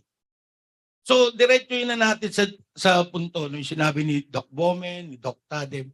Hindi ibig sabihin na may power o may diskresyon ang BOR, pwede niyang gawin lahat ng gusto niya. Dahil siya isang maliit na elemento lang ng isang malaking komunidad, which is known as the UP Academic Community. At ipinakita na ng napakagandang papel ni Prof. Bomen, pengi po ako ng link, no? Na historically, laging kaakibat ng liderato ang ating pamayanan, ang ating komunidad. At pinatampok niya pa, ngayon ko lang nalaman, may silbi rin pala itong si Presidente Angara, na kumikilala sa kapangyarihan ng mga tao sa ibaba. At dapat nating ibalik ito. Sige, corporatist siya, politiko siya, pero pinilit niyang maging academic leader. Pinilit niyang makisama academically. At mahalaga ito. Hindi yung nakatago ka lang sa Quezon Hall, puro kayo executive session. Diba? Hindi nyo kami iniimbita sa mga pag-uusap. Bakit po? Napakahalaga yung usapin ng public interest. Tingnan niyo sa Article 11, Section 1, nakasulat doon, public office is public trust. At yung ikalawang bahagi nakalagay doon, that public officer should always be accountable to the people. Kalagay po yan dyan. Sa provision din po niya, nandyan din ang provision on impeachment.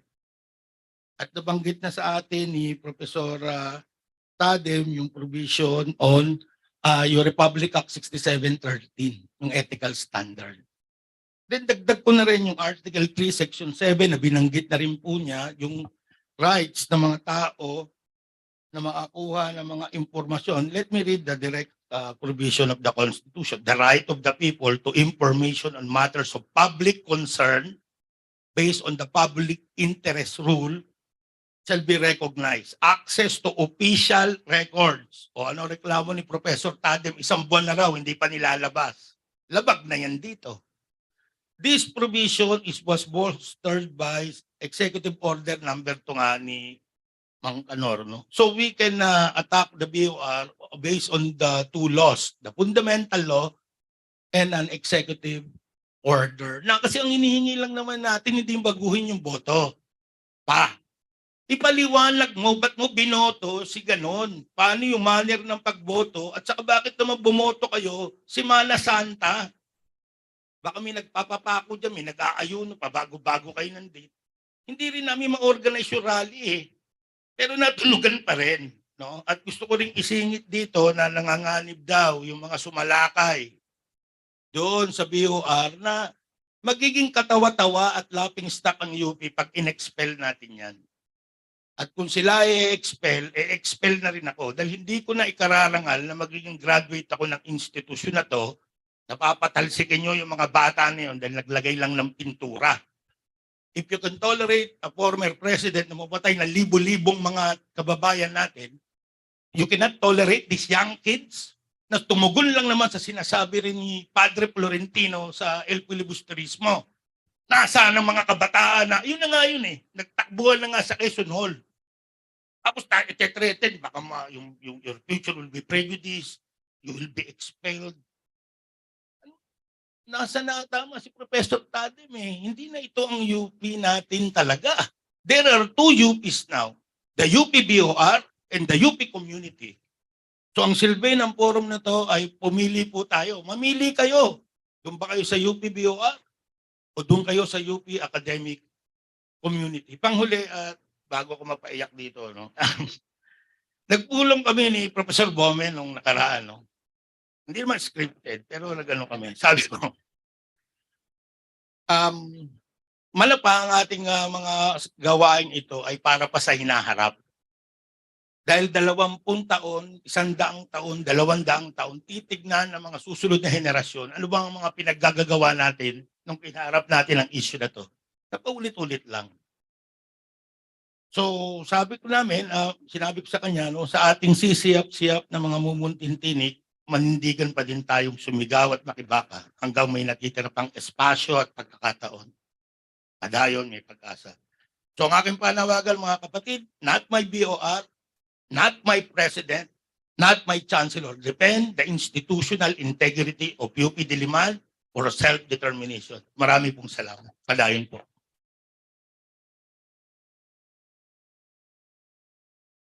Sige po. Thank you. Ako naman po ang magre-react, no? So, maraming salamat po. Unang-una, maraming salamat po sa Office of the Dean ng Asian Center sa pagtugon o pag-aproba ng forum na ito. Ganun din sa College Executive Board, kina Dr. Rakisa, Dr. Sataparia at Doc Natividad, no? Maraming salamat din Doc Bowman and Sir Ed Tadem sa pagtugon po at pagpayag na maging tagapagsalita para sa forum na ito ngayong hapon. So, si Mario, ang kanyang nireact ay more on the status, no, of democratic governance. Ako naman, dalawa yung gusto kong ipresenta. Yung una ay gusto ko mag-take off doon sa isang isinulat na artikulo o sanaysay ni Alfredo Lagmay noong 1957 sa The Philippine Collegian. No? Ang pamagat ay The Attack on the State University. Okay? So, ito naman, ang context nito ay simbahang Katolika. Pero sa tingin ko, napapanahon pa rin kung ano yung sinulat ni Lagmay sa nangyayari ngayon. So, babasahin ko lang yung unang 3 paragraph. No? So, the University of the Philippines has been under attack. So have the Philippine public schools. The Roman Catholic Church, as a temporal organization, has brought its vast resources, all the skills of modern social engineering, to bear upon the basic pillar of our republican system. For this nation, the University of the Philippines is and will be testing ground for the survival or the failure of the constitutional principle of separation of church and state. It is not difficult to see why the university should occupy a position of strategic importance in the program of any vested group. Since its founding in 1908, the institution had supplied a greater bulk of the country's foremost men of affairs. Its alumni spread across the land as from a great reservoir of intellectual and spiritual leadership. This fact meant that no better leverage could be used to advantage in deliberate cultural change. Whoever sought to propagate a doctrine or promote or propagandize some cause must appropriate an instrument of education, which had already achieved a measure of full recognition and acceptance by the community they wanted to change. The University of the Philippines was thought, quite logically, to be such an instrument. Another fact, probably the more important one, that especially vested groups have tried to challenge in the university was the peculiar position of this institution in the history of liberalism in this country. The university and the public schools in general up to 1955 had remained relatively untouched by sectarian groups. It fulfilled the important function of diversifying the field of education by making difficult for any one particular school of educators to monopolize educational policy. So banking doon sa naunang pahayag, no, sa sanaysay ni Lagmay, makikita natin na this time hindi na galing sa labas yung pag-atake sa universidad. Ito ay nanggagaling na mismo sa loob. At dahil dito, nagkakaroon tayo ng tunggalian.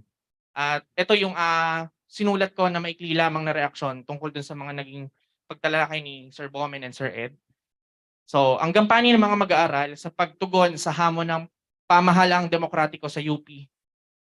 Ito yung title. Narito ang mga konsiderasyon sa aktibong pakikilahok ng mga graduadong mag-aaral. So, I'm talking about the graduate students. Siguruhin ang pagpapanatili ng academic freedom at malayang diskurso sa anumang uri ng prinsipyo at ideya, teorya man yan o praktika. Pagbangga sa mga naghahari-arian ng mga administrador na sumasangguni lamang sa lakas ng koneksyon, huwad na kapatiran, at kawalan ng pagsusulong ng inklusibo, makatao at progresibong estado ng Universidad ng Pilipinas bilang tagapagsulong ng mga nabanggit na prinsipyo at ideyang ito. Tungkulin nating mga mag-aaral na makilahok, tumutok at ikalat ang mga ideyang ito hindi lamang sa universidad, bagkus sa mga sektor, trabaho, kumpanya, at anumang mga komunidad na meron tayo sa labas ng Universidad ng Pilipinas upang sa gayon ay mapanatili natin ang mga democratic prinsipyo ng pamamahala sa UP man o sa labas o sa buong bansa. Ngayon, sa kasalukuyan, humaharap tayo sa pag-atake sa ating demokrasya, hindi lamang sa UP, bagkus patuloy itong humihina. No? So sabi nga ng ibang mga political scientists, illiberal na yung ating demokrasya at hybrid na siya. Ngayon, ano ang role natin bilang universidad at bilang institusyon? Tatahimik na lang ba tayo? O tahasan na aktibo natin tong kokontrahen sa anumang uri at pamamaraan? Patuloy na iiral ang mga tunggalian para sa pagpapanatili ng pag-unlad ng demokrasya o democratic governance sa universidad. Hanggat hindi nakakamit ng komunidad ang mga akmang kasagutan at kadahilanan sa mga kaganapang ito. Hanggat talo ang mga mag-aaral at ang komunidad, patuloy na malulugmok at magiging instrumento ng iilan lamang ang pamantasang ito para sa mga interes ng iilan lamang. Kaya naman, ito ang tanong, kaunlaran, para kanino, para kailan, at para saan? Maraming salamat.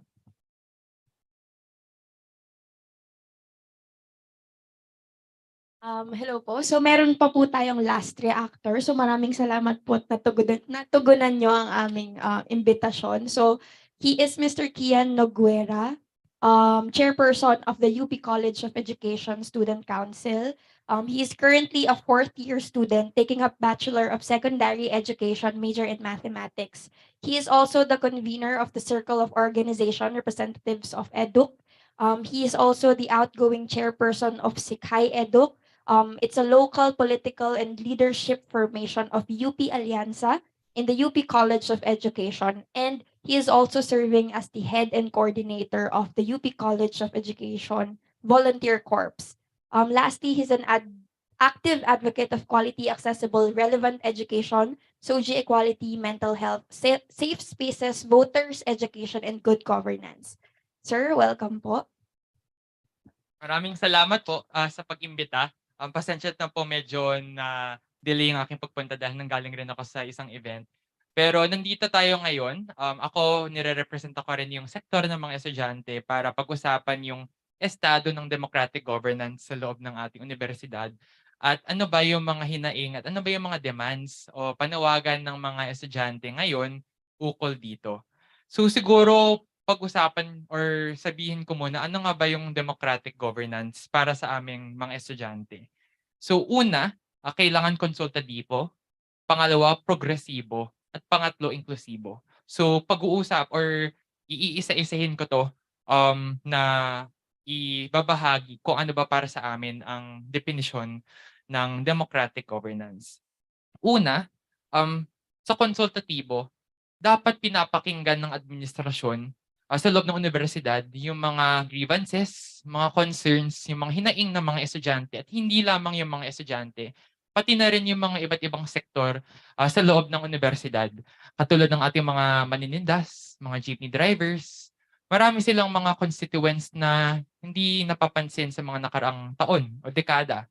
Kasi kesyo hindi sila estudyante, parang binabaliwala na lamang yung kanilang mga panawagan. Pero nare-realize natin bilang estudyante, kabahagi at malaking bahagi rin sila ng ating community sa loob ng universidad. Pangalawa, progresibo. So in line with this, na dapat napapakinggan, na re-represent rin yung grievances and concerns ng students, dapat rin yung mga iba pang mga sektor natin, yung mga manggagawa, yung staff, faculty at iba pa. And dapat sa ilalim ng pagiging progresibo dapat ng administrasyon, dapat una makamasa yung mga policies. Dapat walang natatapakan ng mga karapatan yung mga policies ng administrasyon. Mamaya babanggitin ko kung ano ba yung estado para sa amin ito. Pangalawa, dapat pro-student yung policies, academic man, financial, etc. dapat yung policies ay nakatuon talaga dun sa mga pangangailangan ng mga estudyante at dapat tinutugunan talaga niya kung ano nga ba yung mga needs ng mga estudyante natin ngayon. Kasi ngayon na nasa gitna pa tayo ng pandemya, ang daming-daming iba't ibang atake, napakaraming kailangan ng ating mga estudyante na dapat hindi kaming mga student councils actually yung dapat nauuna, dapat yung administrasyon muna yung tutugon dito kasi yun yung trabaho nila. Pero ngayon, nakikita natin na hindi ganun yung kaso. Panghuli yung inklusibo. Dapat nararamdaman natin mga iba't ibang sektor, yung mga manggagawa, mga guro, mga estudyante, at iba pa sa loob ng universidad, nakabahagi tayo doon sa plano ng universidad na hindi dapat sila lang yung nagdedesisyon, gumagawa ng plano para sa kanila, pero dapat nararamdaman natin na kasama tayo dito kasi tayo yung constituents nila.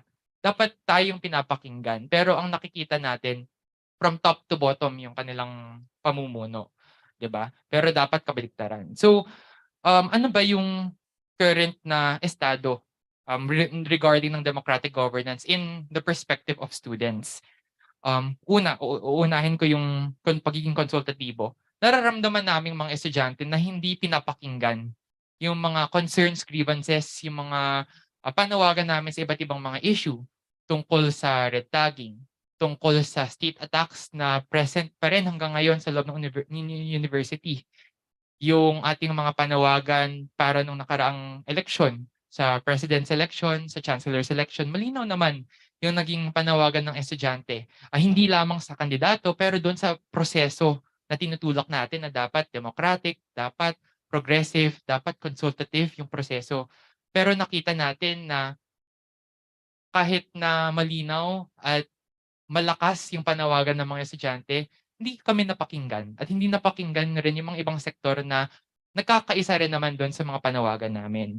At yung pakiramdam rin ng mga estudyante ngayon, parang binabaliwala o hindi priority. Kasi pag nakaupo ka na doon sa administrasyon, sa tingin ko dapat mas may effort ka na makita sa lens ng mga estudyante at iba pa mga sektor yung mga issue na kinakaharap. Pero ngayon, dahil nga unang pa lang hindi sila consultative, pangalawa, hindi nila binababa yung sarili nila kumbaga doon sa mga pangangailangan ng estudyante. Kasi yung perspective nila ay from an administrative perspective, hindi sa perspective ng mga estudyante, ng mga sektor na naaapektuhan ng mga desisyon nila. Kaya ganun yung nagiging resulta ng hindi lamang nung selection process, pero nung napakaraming decision-making processes ng admin na problematic. Pangalawa, ano yung estado ng pagiging progresibo? Ngayon, hindi makamasa, hindi pro-student yung policies. Siguro yung pinakatalamak na issue ngayon ay yung pagtanggal ng academic ease policies para sa mga estudyante. Matagal na naming pinapanawagan na bagamat bumabalik tayo sa face-to-face classes, dapat compassionate pa rin yung policies para sa mga estudyante dahil nahihirapan pa rin tayo sa pagbabalik to face-to-face classes. Ngayon, hybrid.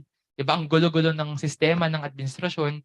Pero anong ginawa nila? Tinanggal nila yung ACAD East policies. Nag-back to the traditional or back to pre-pandemic setup agad yung policies.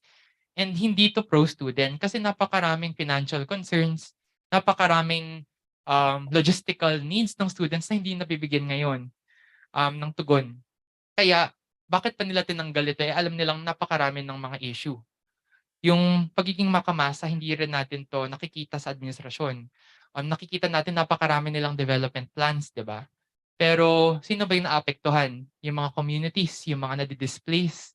So nakikita natin yung priority nila, hindi tayo o yung mga sektor, pero ang pagpapaganda kuno ng universidad. Pero in line with social progress, kumbaga, dapat may social justice. Dapat na sila yung nauuna doon sa paglaban sa karapatan ng mga communities. Again, hindi lamang yung mga estudyante, yung mga jeepney drivers, yung mga workers natin na displace dahil sa mga development plans nila. Pero hindi nila naiisip ito.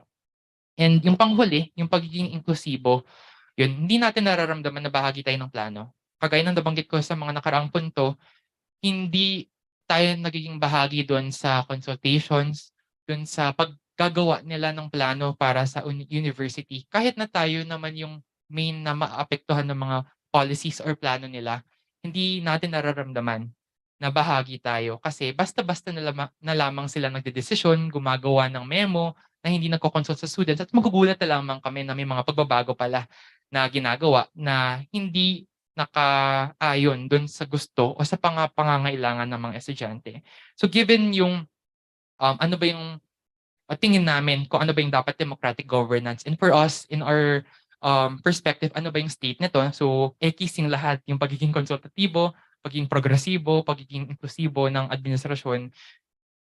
Yung mga demands ng mga students dapat yung pinapakinggan ngayon. So gusto ko rin ibahagi, gawin tong plataforma para mapakinggan ano ba yung basic demands ng students na hindi na natutugunan ng administrasyon. Una, yung student spaces. Matagal na naming pinaglalaban na dapat may mga tambayan yung organizations, offices yung mga student councils, mga student publications na rin dapat may offices na rin sila. Pero hindi ito natutugunan ng administrasyon. Sobrang laki ng kakulangan sa spaces para sa students ngayon. And ngayon sa bagong administrasyon, nakita naman natin yung mga stances nila with regard to this. And for us, hindi sila yung tamang kandidato para makaupo kasi yung stances pa lamang nila ay problematic. And nakikita namin na hindi nila pinaprioritize itong mga demands na to. Kaya malinaw rin for us na yung current BOR ay hindi nire-representa yung interest at namin mga estudyante. At panghuli, siguro yung main naming, ako personally rin na nilalobby ngayon ay balikan, i-revisit, and i-revise yung UP Charter. Balikan dapat yung komposisyon ng BOR. Nakikita natin ilan lamang ba yung mga representante doon? 3 na sectoral representatives. Isa lang per student, isa for faculty, isa for staff. Hindi ito sapat para ma-raise and ma-genuinely matugunan yung mga concerns sa mga students. So yun rin yung pinaglalaban namin ngayon, early na lobby namin ngayon, na dapat maayos rin yung composition ng BOR. Dapat systemic yung pagbabago na pinupush natin para ma-address yung kakulangan at hindi pagiging consultative, progressive, and inclusive ng ating administrasyon. So yun lamang po yung reaction at gusto kong ibahagi mula sa sektor ng mga estudyante. Maraming salamat po. Ayan, maraming salamat po sa ating mga reactor. So maganda po na nakuha natin yung opinion nila, hindi lang ng faculty but pati po ng mga students na bumubuo ng UP community, no? So from the talks, malinaw naman po na they can hear us, 'di ba? Naririnig nila yung kalampag ng community but they just choose to ignore it. And with that po, we will open the open forum, Selena. Although, before we start, some reminders lang po for the smooth conduct of the open forum. So all speakers should use the microphone and speak clearly and loud enough to be heard So those participating via Zoom may send in their comments or questions via chat box. So we will be reading na lang these questions po coming from Zoom. For on-site audiences, participants, you should identify yourselves po. Pakilala lang po kayo kahit saglit. And kung para kanino po yung question na itatanong nyo. And then for comments and questions, it should be brief, concise, and relevant po para to save time na rin po.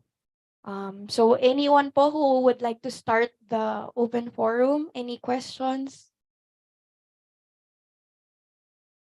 Let's start po sa on-site muna. May mga katanungan po ba kayo? Comments to our speakers? Ayan. Meron po atang Sige, sa online muna. From Mr. Jose Abada.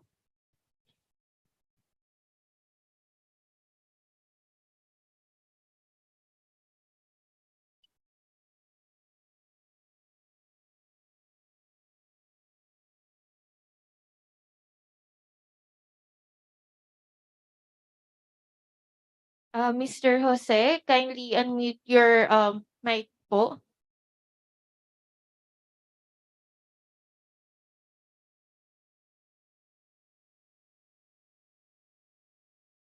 For the meantime po, siguro ako po may question para ma-break lang yung ano. So from Sir Bomen po, no, given that this issue is not new, alam naman po natin na yung nangyayari ngayon 2023, nangyari ng 2019, nangyari noong 2005. So kagaling po kay Sir Bome na maraming gustong mangyari pero hindi nangyari. So now, how is this fight different from any other fights that we've had before? And parang how positive should we be with this fight that we have right now, Sir Bome?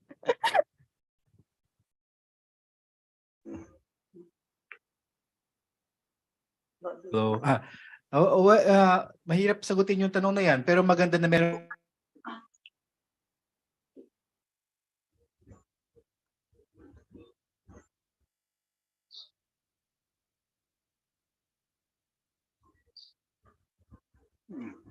Wala na.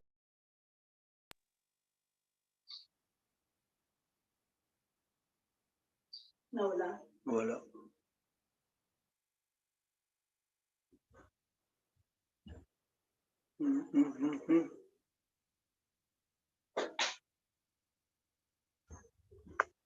Baka binara ka, baka Demokratiko sa ating pamantasan. Marami tayong struggles nitong nakaraan, no? Pero yung isa kong nakikita ay yung sa isang banda ay lumalakas yung tendensiya nitong nakaraang mga dekada na gawing parang itrato na parang korporasyon ang UP. Kung gayon ay ito na galing mismo ito sa Professor Emeritus Ned Echaniz, no, na galing sa Business Administration, na ang pagtrato yata ng administration ngayon sa UP ay parang isang korporasyon. At alam natin sa korporasyon walang demokrasya. Ibababa lamang ng mga nasa itaas yung mga desisyon nila na yan. Isang malaking halimbawa nito ay yung computerization project ng UP. 1 billion pesos yan. More than 1 billion pesos. Yung EUP noong panahon ni President Pascual. Nagpunta lang siyang Singapore, nag-benchmark daw, nakita niya na yung ginagamit na computer software ng NUS ay Oracle, ano, para sa kanilang Enterprise Resource Planning or ERP software. Binili niya, ano, for hundreds of millions of pesos. Yeah, so that yung total cost na would exceed 1 billion. Kaya nangyari ay sabi natin, paano na yung computer systems natin, paano yung CRS. Ngayon, marami tayong mga homegrown software na ginagamit ngayon para sa pamamalakad sa UP. Pero hindi nakinig ang administrasyon dahil corporate yung kanilang mindset, no? Ito yung aming nabili, ito yung implement ninyo from kahit sa mabababang mga opisina, ito yung gamitin yung software. The software proved to be completely inadequate and inappropriate for our needs. Kaya it never finished, no? May COA observations sa EUP na hindi ito natapos, na hindi nga alam kung ano yung nakamit doon sa kanyang mga objectives. Kaya yun ang isang failure ng isang corporate style management. Kapag itrato mo ang UP bilang isang korporasyon, it is bound to fail. Kailangan malaman ng mga administrator ng UP, tulad nga ni Angara, na kailangan dito ay democratic governance, collegiality, transparency, and accountability. So marami tayong experiences doon. Although we did fight against EUP and to a certain extent, marami rin tayong, even the University Council put out what they call this, a feasibility study of EUP, which found that it wasn't feasible. So I was a member of that committee, you know. So kita nyo yan, ay marami naman nagagawa, but we should, you know, continue this struggle to expand, no, democratic governance in the university. Ginagawa na ito dati pa, pero meron tayong movement for democratic governance ngayon. Sama-sama tayo narito, yung mga nasa online, sama tayo dito sa movement for democratic governance. Tuloy-tuloy tayo sa ating discussions, sa ating mga proposals, para naman ay mapalawak ang larangan ng demokratikong pagpapasya sa ating institusyon. Maraming salamat po, sir. Maybe we can hear from Prof. Tadem. Po. Naalala ko lang nung freshman ako dito sa UP. Diyan eh. Masabihin na anong taon yan. Reaction. Kauupo lang ni Salvador P. Lopez bilang presidente, no. Very prestigious. S.P. Lopez, renowned literature, writer, short story writer, ambassador, prestigious. para sa kanya, prestigious din ang maging UP president. Pero unang araw niya pa lang, sinalubong na namin siya ng isang rally, isang malakas na rally. Kasi meron kami nung Council of Leaders sa UP. Ito ay binubuo ng mga pinuno ng mga iba't ibang samahan ng mga estudyante. Siguro mga isang daan kami doon. Unang araw niya pa lang, pinuntahan na namin siya sa sa Executive House. Pinapasok naman kami. And we presented him with I think 100 demands. Or 101 siguro. Dami. Student welfare, facilities, masungit na employees ng infirmary, yung mga ganong issues. Parang kahit ano lang maisip namin under the sun. Sinulat namin, present namin kay SP Lopez. Kaya naman si SP, mabait siya. Sinalubong niya kami, pinapasok niya kami. Sinimula namin, we went down the 100 items. 1, 2, 3, hanggang merong isang item na para sa kanya, walang problema. I will grant that. Then may isang item na sumabit. Nung sumabit yon at nakita namin na hesitant si Lopez, may isang tumindig na leader, I think it was Rene Siria Cruz. At walk out tayo, sabi siya. Walk out tayo. Sige, walk out tayo. Ayaw i-grant yung isang demand na yun. So we started walking out. And medyo naawa ako kay SP Lopez kasi he started, why are you leaving? I'm your president. Pero umalis pa rin kami. And then we staged, we called for a boycott of classes. A student strike, in other words.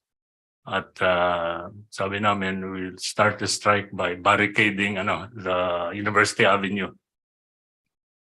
Kaya lang, nung dumating kami kinaumagahan, mga 12 lang kami nandun na nagbarikada sa University Avenue.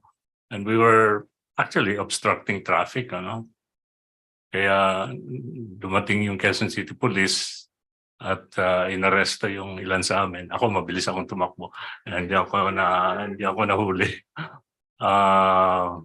Pero parang yun ang naging yun ang naging spark. Tuloy-tuloy na yung bakit pumasok yung Quezon City Police dito sa UP. Dumami ngayon yung sumama sa barikada sa University Avenue.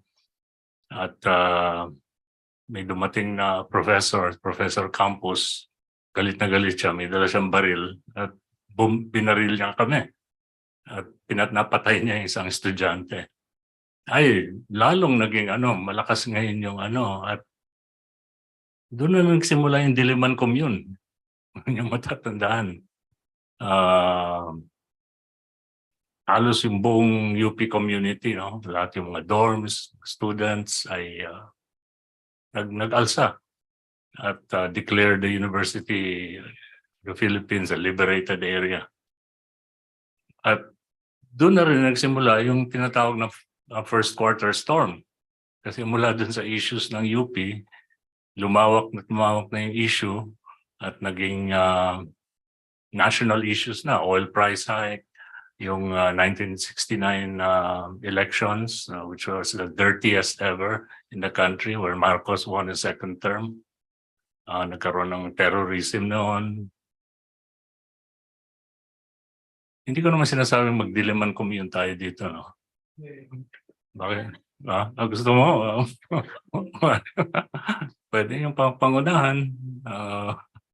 Kung tutuusin, mas matindi pa yung issue ngayon kasi yung mga issue namin noon na hinarap na puro student welfare ang aming issues noon. Magandang naman kayo na reaction. Facilities. Pero ngayon, mas malalim ang issue. Yung demokratikong pamamahala dito sa university, which is very basic, essential, and talagang it strikes at the very soul of the university. Hindi lamang better toilets, better service at the infirmary, nicer food in the cafeteria, better dormitory facilities. Kung hindi yung pinaka-esensya ng university ang nakataya dito, very essence of a university. So sabi nga ni Bon, maganda na meron tayong naitayong movement for democratic governance. Dapat siguro i-launch ito formally at kumbidahin yung buong community na sumama rito. At itong movement na ito, kung lalawak ito at dadami ang mga sasapi dito, itong kilusan na ito ang siyang magpapasya kung ano ang susunod na gagawin through democratic consultation. Something coming from below.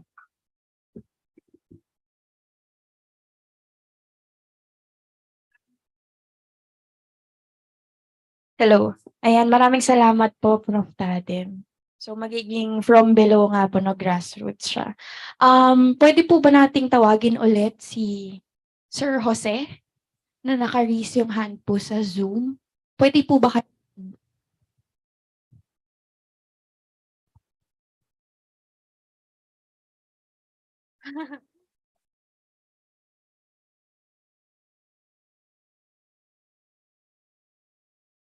Ayaw po, hindi po natin siya naririnig, no?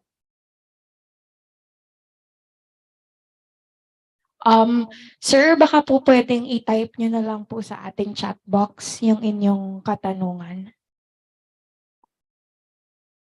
Pero meron po tayong isang question dito sa Zoom from Sir Adrian Benedict Perez, Manalansay. Ang question niya po, can we adopt a parliamentary system in the democratic governance of the university? Sino pong gustong sumagot? Nag-ano na siya. Kahit na nandiyan ka na. Wala na. Kasi Hello? tumawag na siya. May batas na nga kasi yung 9500, di ba? Kasi merong Pero sa akin hindi naman issue kung parliamentary, unitary, or what. Ang main issue pa din dito ay yung demokratikong proseso. Babalik ako doon sa issue ko ng diskresyon, di ba? Itong mga BOR ay umaastang mga little emperor. Yung mga ayun na nga, di ba? Maganda na maipakita natin sa mga yan na under our system of government, yung allegedly pinakamakapangyarihan dito na presidente, pwede mong i-impeach. So ibig sabihin yan, yung kanyang kapangyarihan ay may limitasyon ayon sa umiiral na batas. So dapat hindi mapagmalaki yung BOR na as na siyang corporate warlord na parang unlimited yung power niya dahil subject siya sa ating demokratikong proseso. So tingin ko dapat yun yung tingin natin dito, no? Ayon nga sa Article 2, Section 1 ng ating saligang batas, sovereignty resides in the people and all government authority emanates from them. So kung i-relate natin sa UP, tama si Dr. Tadem, itong MGD na ang from below ang magdidesisyon kung saan dadalhin itong mga pagkilos na to. So kung parliamentary man yan o unitary o kung ano pa man, ito ay nakabatay sa demos kratos, no? Yung kapasyahan o desisyon ng mga tao sa ibaba. Ibig sabihin, ating buong komunidad. Salamat.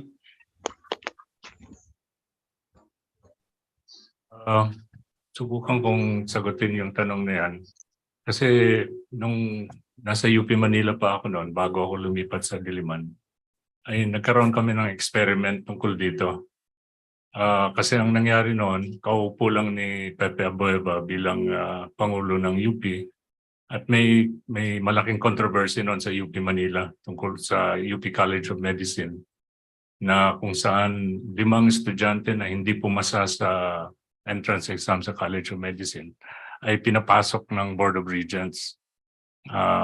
Tapos nung graduate na sana sila, hindi sila pinapag-graduate ng College of Medicine. So nagkaroon ng malaking gulo noon sa UP Manila. Kaya nung umupo na si Abueva, nag-form siya ng isang reorganization committee to reorganize UP Manila. Yung buong UP Manila, governance, yung mga administrative offices, etc., etc. Kasama ako doon sa reorganization committee. Isa sa mga proposals namin to democratize UP Manila was to set up a university assembly. At ang university assembly na ito ay magiging highest policy making body of UP Manila. At ang policies na ito will be implemented by the chancellor. At ang composition nito ay prorated. Certain percent will be faculty, a certain percent will be students, and another, I think mas malaki yung percentage ng faculty. Kung hindi ako nagkakamali, mga 40% yata. Tapos 30% ang students, and then 20% ang staff and other 100% na ba yan? Anyway, basta mas malaki, prorated, faculty, students, and non-academic personnel. This proposal was proposed by a member of the reorganization committee, si Ernie Domingo, who later on became the chancellor under the new setup. And this proposal was approved by the Board of Regents. In-approve ng Board of Regents yan. Kaya nung na-implement na yung reorganization ng UP Manila, nagkaroon na ng University Assembly. At the first president of the assembly was Minda Luz Casada, who was a professor at the College of Nursing. At nagkaroon ng election. Kasi by election lahat ito, yung representation. At nabuo yung 100-member University Assembly. At nagsimulang nagpulong, nagtalaga ng mga polisiya, etc., etc. Ang problema, at some point, I think mga 1 year pa lang ng University Assembly, nagkaroon na ng conflict between the University Assembly and the Chancellor. Which is ironic kasi the Chancellor was the one who proposed the setting up of the University Assembly when he was a member of the reorganization committee. So ang nangyari noon, binabaliwala na lang yung kung ano ng mga decisions ng University Assembly hanggang sa naging mutan academic na lang. At ewan ko, wala na ako sa UP Manila noon. Hindi ko na alam ano nangyari. Tinatanong ko yung mga professor sa UP Manila, ano naman nangyari sa University Assembly? Sabi nila wala na raw. Parang naglaho na dahil naging irrelevant na, and succeeding chancellors. Siguro takot din sila. They wanted to maintain their authority and they didn't want to be under a bigger body na taga-implement lang sila ng mga policies nito. So I think that was a good experiment. Hindi lang nabigyan ng karampatang attention ng university officials. So importante din talaga na magkaroon ka ng university officials, chancellor, dean, president na nakakaintindi at siniseryoso itong prinsipyo ng democratic governance. And dapat may sanctions, di ba? Wala kasi tayong sanctions. If the BOR violates principles of democratic governance, walang sanction. They can go ahead and do what they please. At hindi sila accountable.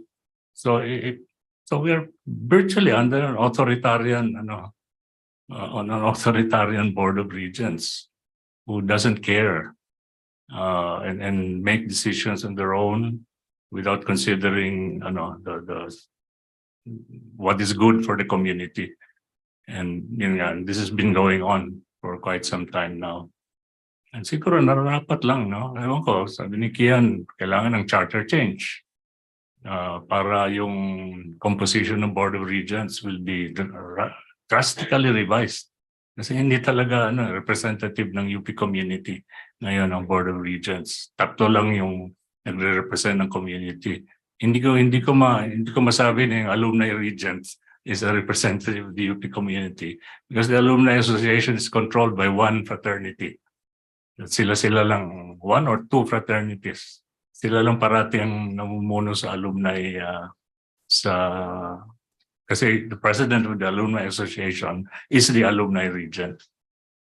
at the present one as well as previous ones belong to one fraternity. At yung yun, buboto yun sa kanyang fraternity, not on behalf of the UP alumni. Thank you po, Mario and Dr. Tadem. So in relation to that, merong isang comment from Zoom. Baka sa IRR ng UP Charter, maayos yung appointment ng presidential appointees. There are now 3 and there is no process specified. Kung may charter change, study the board structure. So any comments po from the reactors and our speaker?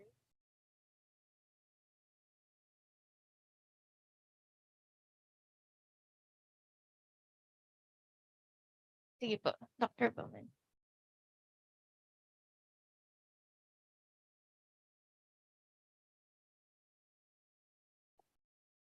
Okay. Ay, hello, yeah.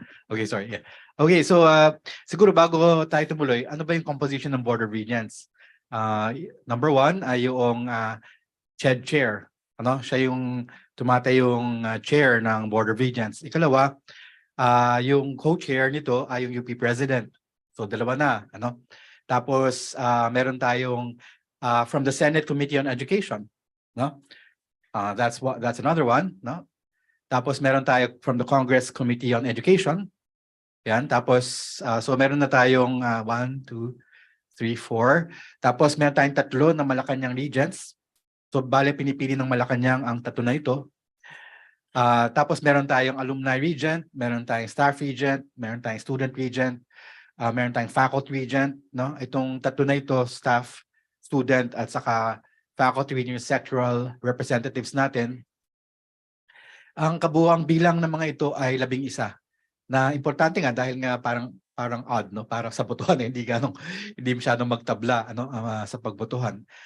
Nung pinapasa pa lamang yung RA 9500, nagkakampanya na kami para sa reps regent, no, yung sabihin yung research non-teaching academic personnel ng UP ay magkaroon din ng posisyon sa board.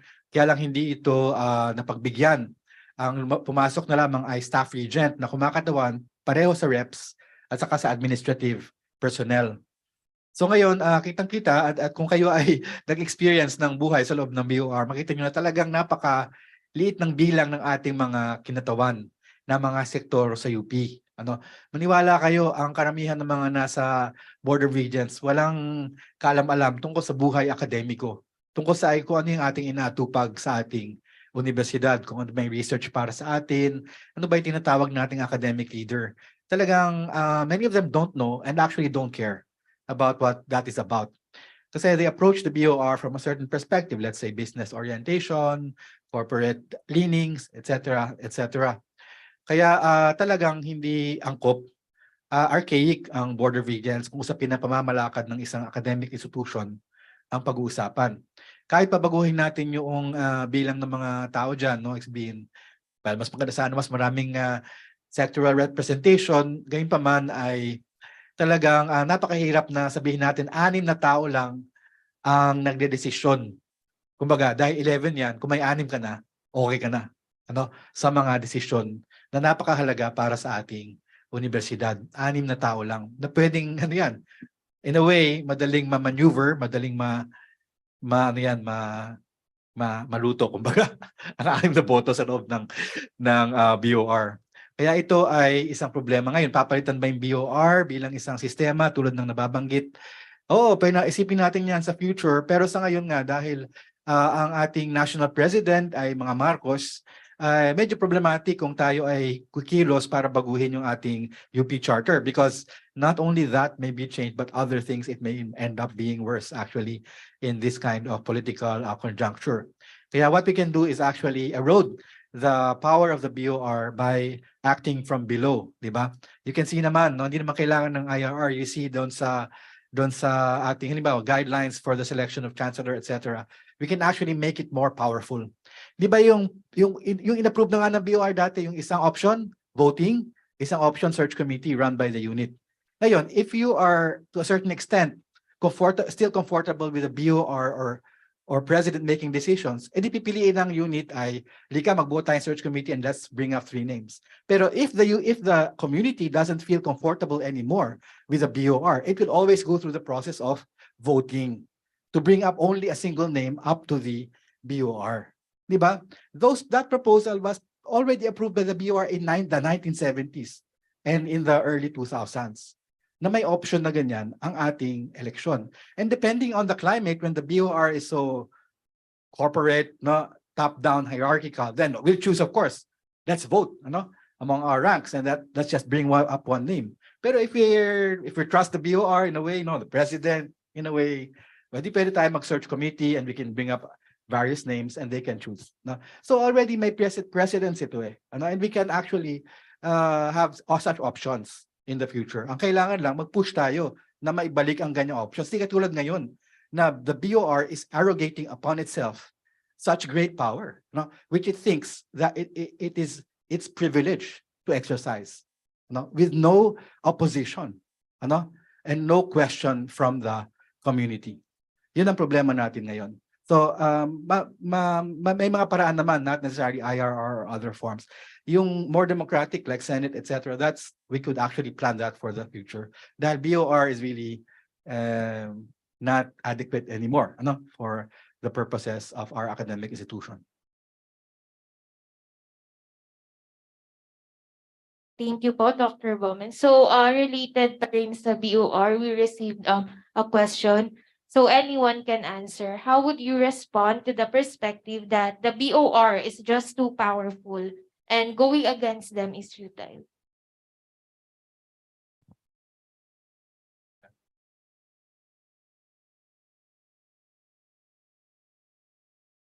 Mario. How would you respond to the perspective that the BOR is just too powerful and going against them is futile? Futile. Sige po, ako po muna. Siguro, yes. And at first, oo, napaka-powerful nila dahil nga, nabanggit ko nga kanina sa reaction ko. Kumbaga, naka-angkla sila dun sa connection no? So, yung pagkakaroon ng mga iilang patagong mga transaksyon, no? Na hindi pinapaalam sa komunidad. So, sa tingin ko, hindi na ganun ka-powerful ang BOR kung ang komunidad mismo kikilos. No? Sabi nga ni Sir Ed kanina, yung from below nga na pagkilos. At yung involvement ng lahat ng sektor.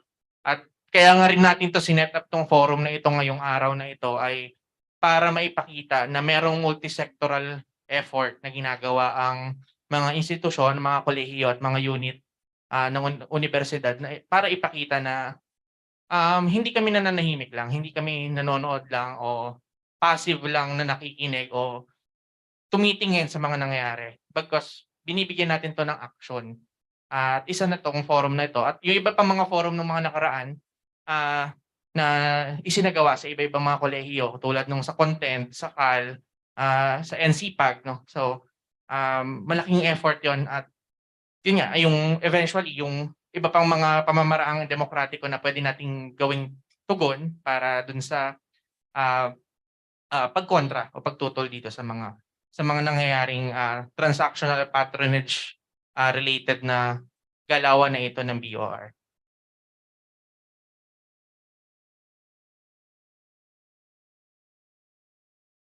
And siguro yung reaction ko doon ay hindi sorry. Sa tingin ko naman, hindi dapat sa kanila yung kapangyarihan. Totoo naman yung mindset na marami nga silang connections, nasa kanila lahat ng kumbaga machinery, resources. Pero in terms of numbers, tayong mas marami. Mas marami tayo, mas malakas dapat yung boses natin kasi tayo dapat yung kumbaga namumuno rin eh. Hindi lang dapat sila yung may kapangyarihan para mag-decide or gumawa ng mga desisyon sa mga bagay-bagay. Kasi tayo yung constituents. Sa lahat naman yun, kahit sa national government, kahit nasa kanila kuno yung kapangyarihan, hindi naman mangyayari yung, di ba, hindi mangyayari yung EDSA revolution kung ganun yung mindset natin na yung nakaupo lang yung may kapangyarihan. So kagaya na nabanggit kanina, meron tayong platform at kumbaga opportunity para kumilos, mag-organize, mag-mobilize para lumaban doon sa mga problematic na ginagawa ng BOR at lumaban para sa tunay at progresibong pagbabago na gusto natin. So kung kumilos tayo, hindi natin mahahayaan na yung kapangyarihan lang ay nakasentro lang sa kanila. Kasi dapat ito ay nasa atin bilang mga constituents, bilang mga estudyante, mga guro, mga faculty, mga staff, etc. So sa tingin ko yun yung dapat gawin para ma-break natin yung mga nangyayari ngayon na sa kanila yung kapangyarihan. Thank you, Sir Kian. So I think Miss Mary Grace would like to answer po via Zoom, one of our reactors. Yes. Okay. Hi, good afternoon. Doon naman sa katanungan na ito, okay, so for one, nasabi na nga na importante yung power of mobilization and also the power of organizations. Importante na mag-organize and to have very directed and concerted efforts nga to register nga yung protest. So importante yung mga forum na ito dahil makikita dito yung consciousness raising activities natin na it's not really futile, that there are some processes and then pwedeng mas mahami tayo ng iba pang makakasama natin sa laban. And then another thing regarding the BOR, dito makita yung importansya nga ng sectoral representation. So yung tatlong sectoral regions natin ay yung staff region, student region, and then yung faculty region natin. So what we can do is to also participate in the selection processes of these sectoral regions para pumili tayo ng tunay na magre-represent sa atin so that we can get access to the informations and to the goings on of the BOR, and sila mismo ay pwedeng ma-divulge nga yung mga irregularities nga na nangyayari dito. And also, we could also demand accountability not only dun sa BOR but also dun sa sectoral regions na to kasi tayo ang nag-elect sa kanila, so ang pananagutan nila ay dito sa mga constituents ng university. Miss Mary Grace, meron pong one question directly for Sir Bowman. Yung graph ng number of executive sessions, mahirap po kaya itong mai-update in time for Monday's UC? Thank you po. Binigyan ka po ng trabaho. Susubukan daw po, ayan. Kanino ba ito galing? Kay Louis John Vallejo. Ayan, susubukan daw po. And then we have one question din po. Anybody can answer. What is your suggestion on consolidating the different individual or college initiatives for a more concerted effort?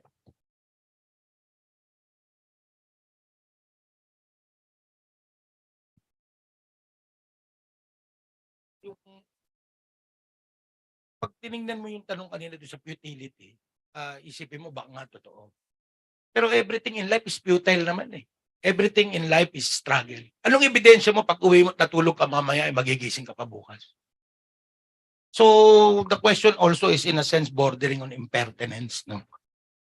Without knowing the loss of life. No offense doon sa nagtanong, pero alam ko ang intention niya talaga ay manghamon. At tinutugon ng forum na ito ang hamon na yon. At alam nyo, ang isa sa batas ng buhay ay pakikibaka nga. No? Kaya nga tayo nandito dahil sa walang katarungan.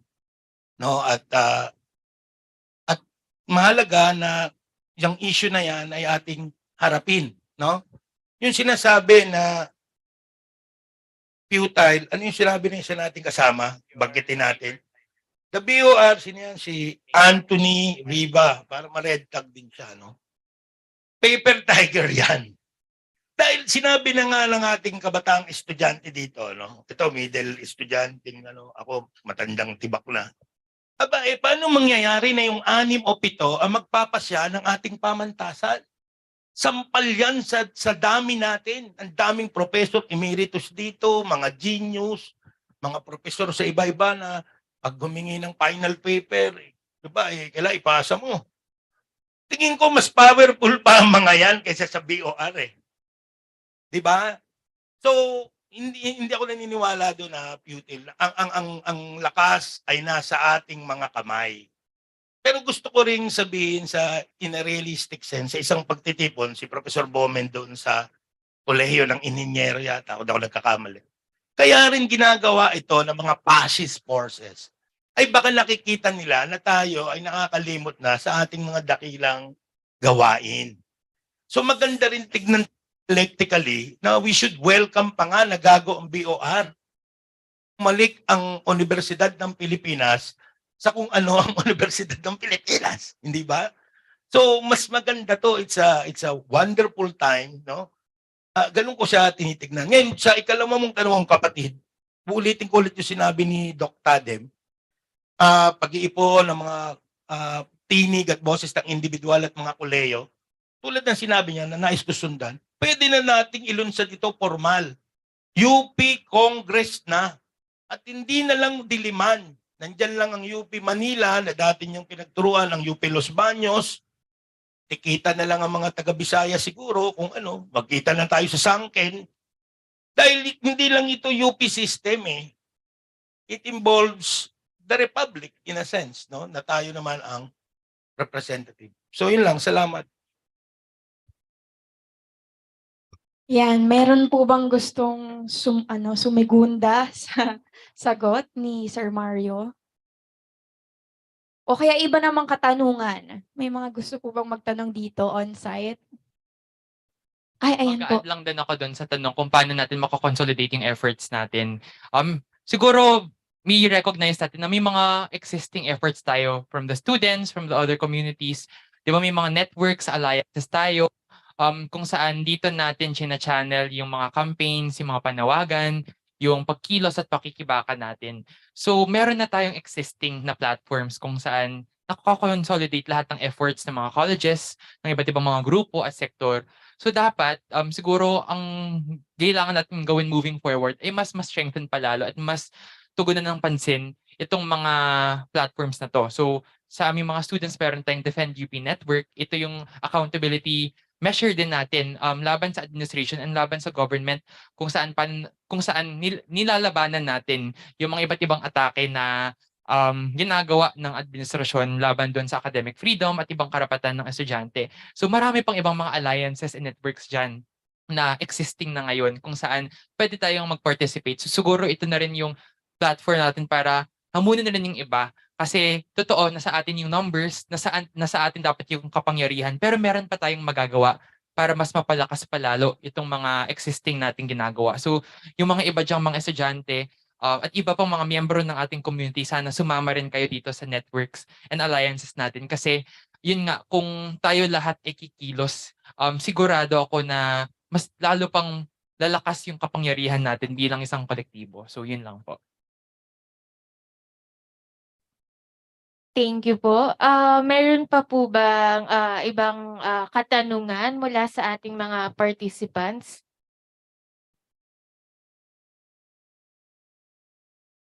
Siguro basahin lang natin yung isang comment sa Zoom. From Herman Bognot, sabi niya po, maraming salamat sa mga nagbahagi sa forum. Mabuhay po kayo. Napakahalaga ng inyong mga tinuran. Paumanhin dahil medyo ibang anggulo ang aking tanong. Pasista ang mga polisiya ngayon mula sa mga pandaigdigang sistema hanggang sa ating lipunan at universidad. Marami pa ngang isinasagawa, halimbawa sa universidad, ang nakakapinsala lalo na sa ating mga estudyante. Hindi na nga natin natatalakay. Bakit ba sa pilitan na ang pagpapaturok ng eksperimental na bakuna? Hanggang ngayon may tapal pa sila sa muka at bawas ang hanging hinihinga. Hindi na nga ba natin ibabalik sa normal ang lahat? Minamadali ang SB 1869 o CDC bill kung saan isusuko na natin sa WHO ang ating kalayaan, kalusugan at buhay. Paano natin ito tututulan bilang pagpapalakas sa ating mapagpalayang pamamahala? Meron po bang gustong sumagot?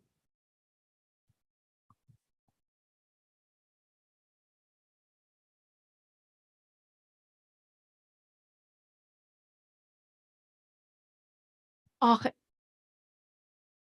Okay, so medyo pag-iisipan po natin ang katanungang iyan.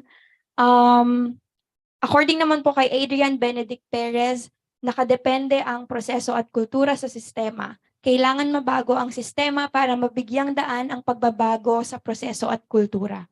Kung magkakaroon man ng pambansang batas na Magna Carta for Academic Freedom, dapat kasama rito ang democratic governance. Ayan. Meron pa po. Kasi sa panukalang batas na yun, yung pagkikunwarantin, no? Parang kang nire-red tag ng gobyerno eh. Yun yung ano, tinututulan ni Professor Bognot, no? Mula sa Departamento ng European Studies, no? Medyo controversial lang yung sa isa niyang issue, yung mga pagtuturok. Pero yung sa issue nun sa quarantine, tingin ko kung ayaw ng UP Diliman na sila ay kontrolin ng UPBOR, mukhang sa issue na yon hindi rin tama na yung gobyerno ay i-quarantine yung mga tao na ayaw magpaturo. Siguro yun lang yung ako nagpaturok ako. Yung iba kung ayaw nila, siguro wala rin tayong right na pilitin.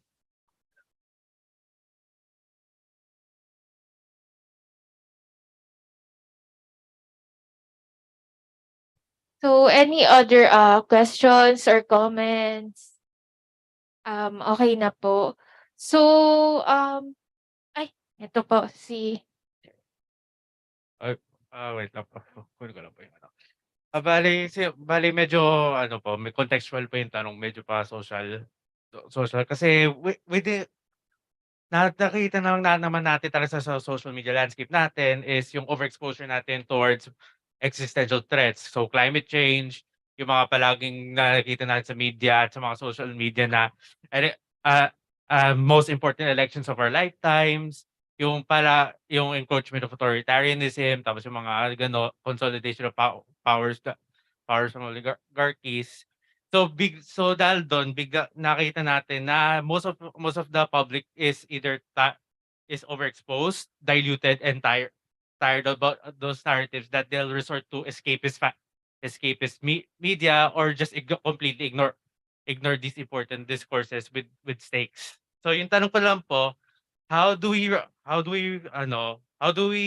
rise against this flood of dilution of noises that is being bombarded from our media and from our surrounding other social issues when it comes to our issues of democratic governance in the campus po.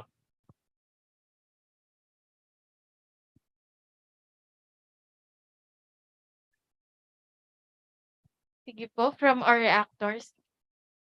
May kinalaman yung media dun sa sa tanong. Sa tingin ko maganda yung isang forum before sa College of Communication yon. Parang ang tanong, masyado ba tayong over-entertained at under-informed sa mga bagay-bagay sa lipunan natin? So tingin ko yun muna yung dapat nating sagutin.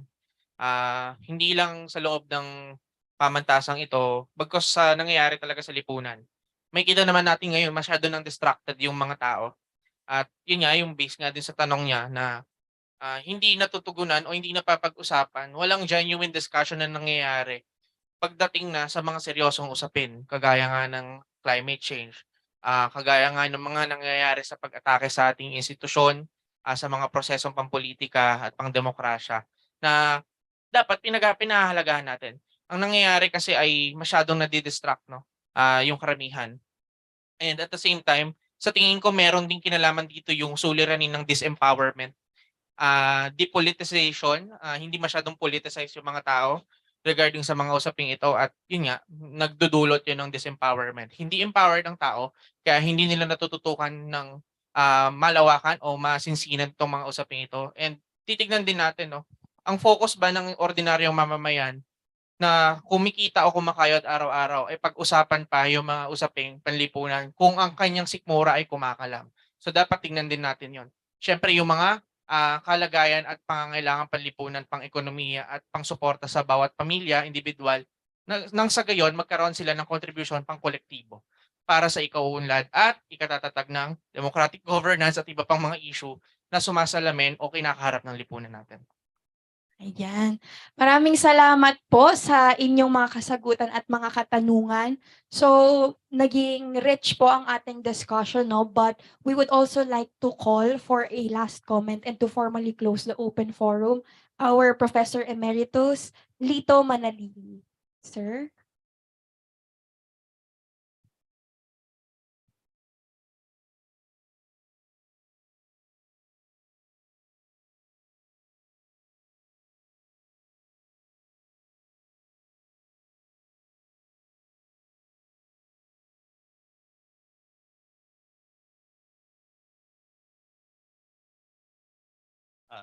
Isang maalab na pagbati sa inyong lahat.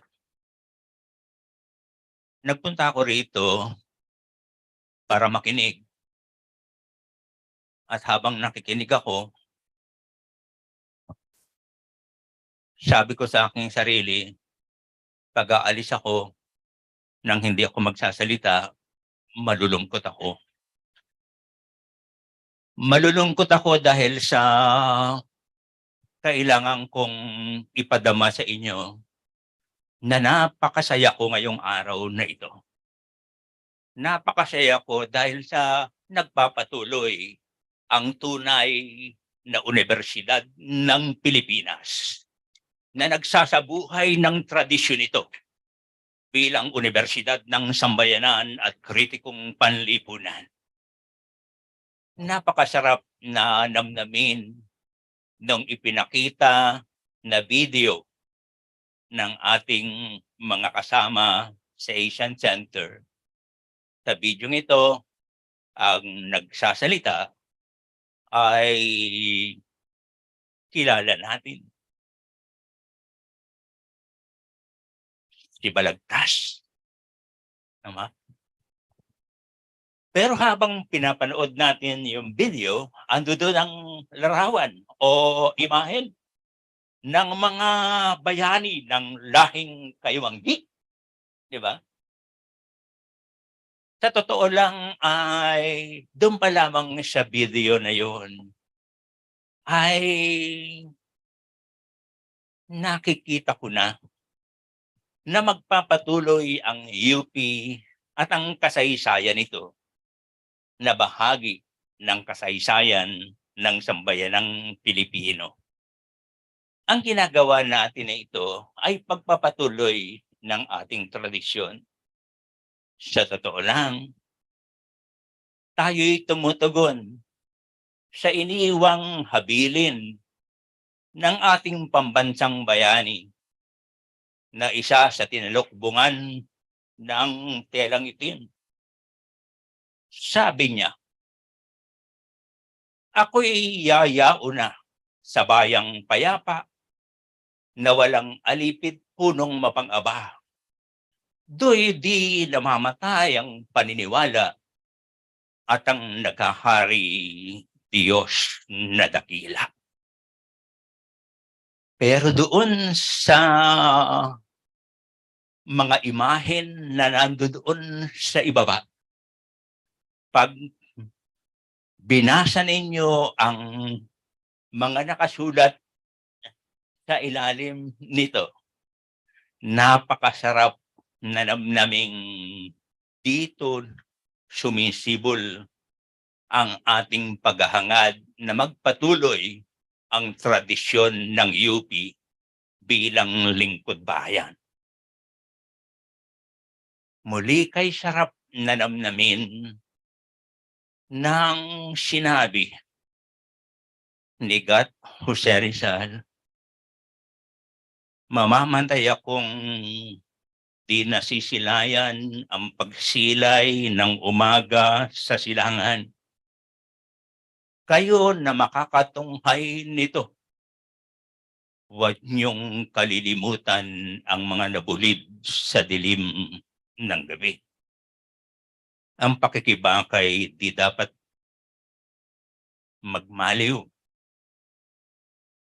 Kailangan nating ipagpatuloy ang ating tradisyon bilang Universidad ng Sambayanan sa pamamagitan ng tuloy-tuloy na pakikipamuhay at pakikipag-aralan sa masa pagtulong sa kanilang pag-oorganisa at pakikibahagi sa kanilang mga pakikibaka at pagkilos para pagandahin ang bukas nila.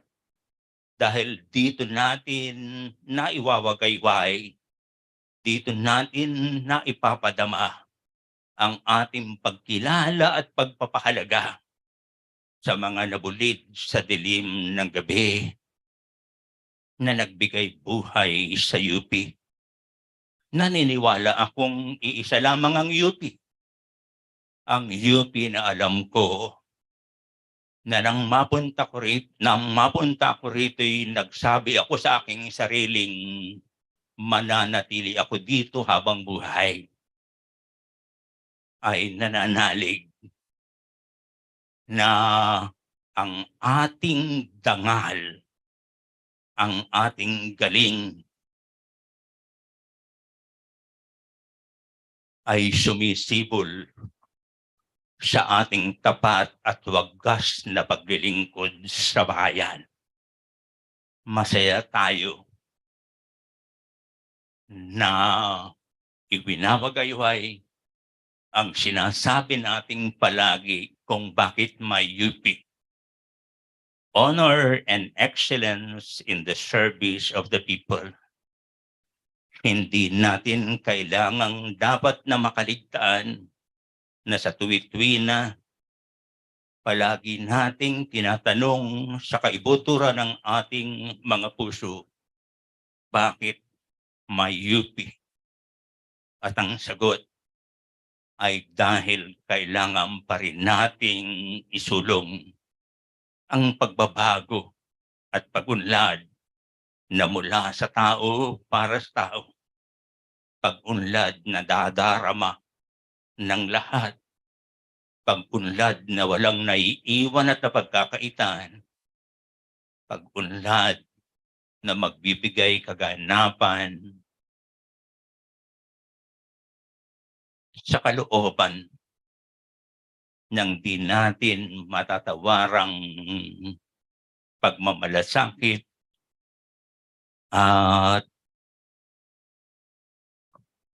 pakikibaka para sa ganap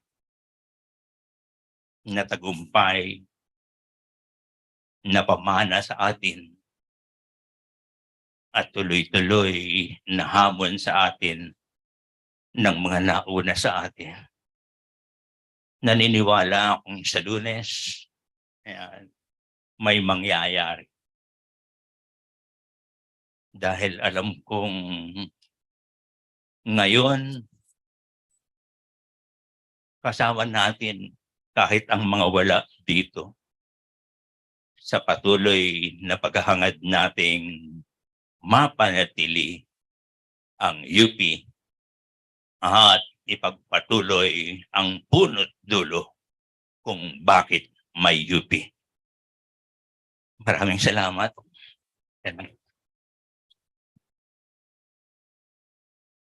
Maraming salamat po, Professor Lito. So, napakagandang closing remarks po, no? So, to officially close this forum, and on behalf of everyone who made this forum a success, nais po naming pasalamatan ng ating mga speakers and ang ating mga reactors para po sa meaningful na discussion ng democratic governance within UP and outside UP. So, sa atin pong lahat na nandirito ngayon, whether on-site or online, I hope that all of us who participated here embodies the true meaning of honor and excellence by continuously resisting patronage politics and clientelism, asserting our democratic rights, and defending academic freedom and excellence. We hope that more than the new learnings, we have ignited a fire in your hearts. And this, maybe sana we were able to mobilize a community that will uphold the tradition of UP, which is its honor and excellence. And right now po, Monday is to look forward to. So, balitaan natin kung anong mangyayari sa Lunes. Aside daw po from the mid-year bonus, naway ipagpatuloy natin ang paglilingkod sa bayan para sa Pilipino at padayon po tayo. Maraming salamat po. Tumayo po tayong lahat para po kantahin ang UP naming mahal.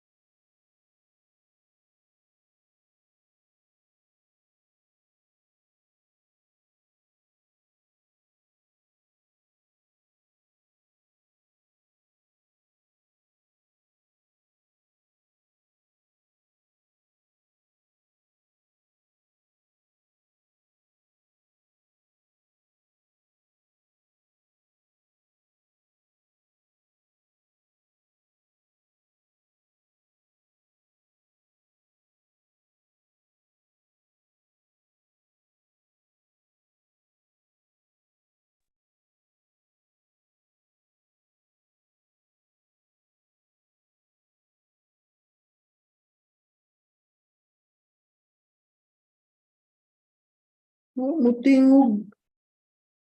Uy, sound. Naman, nagkanta man sila siping mahal.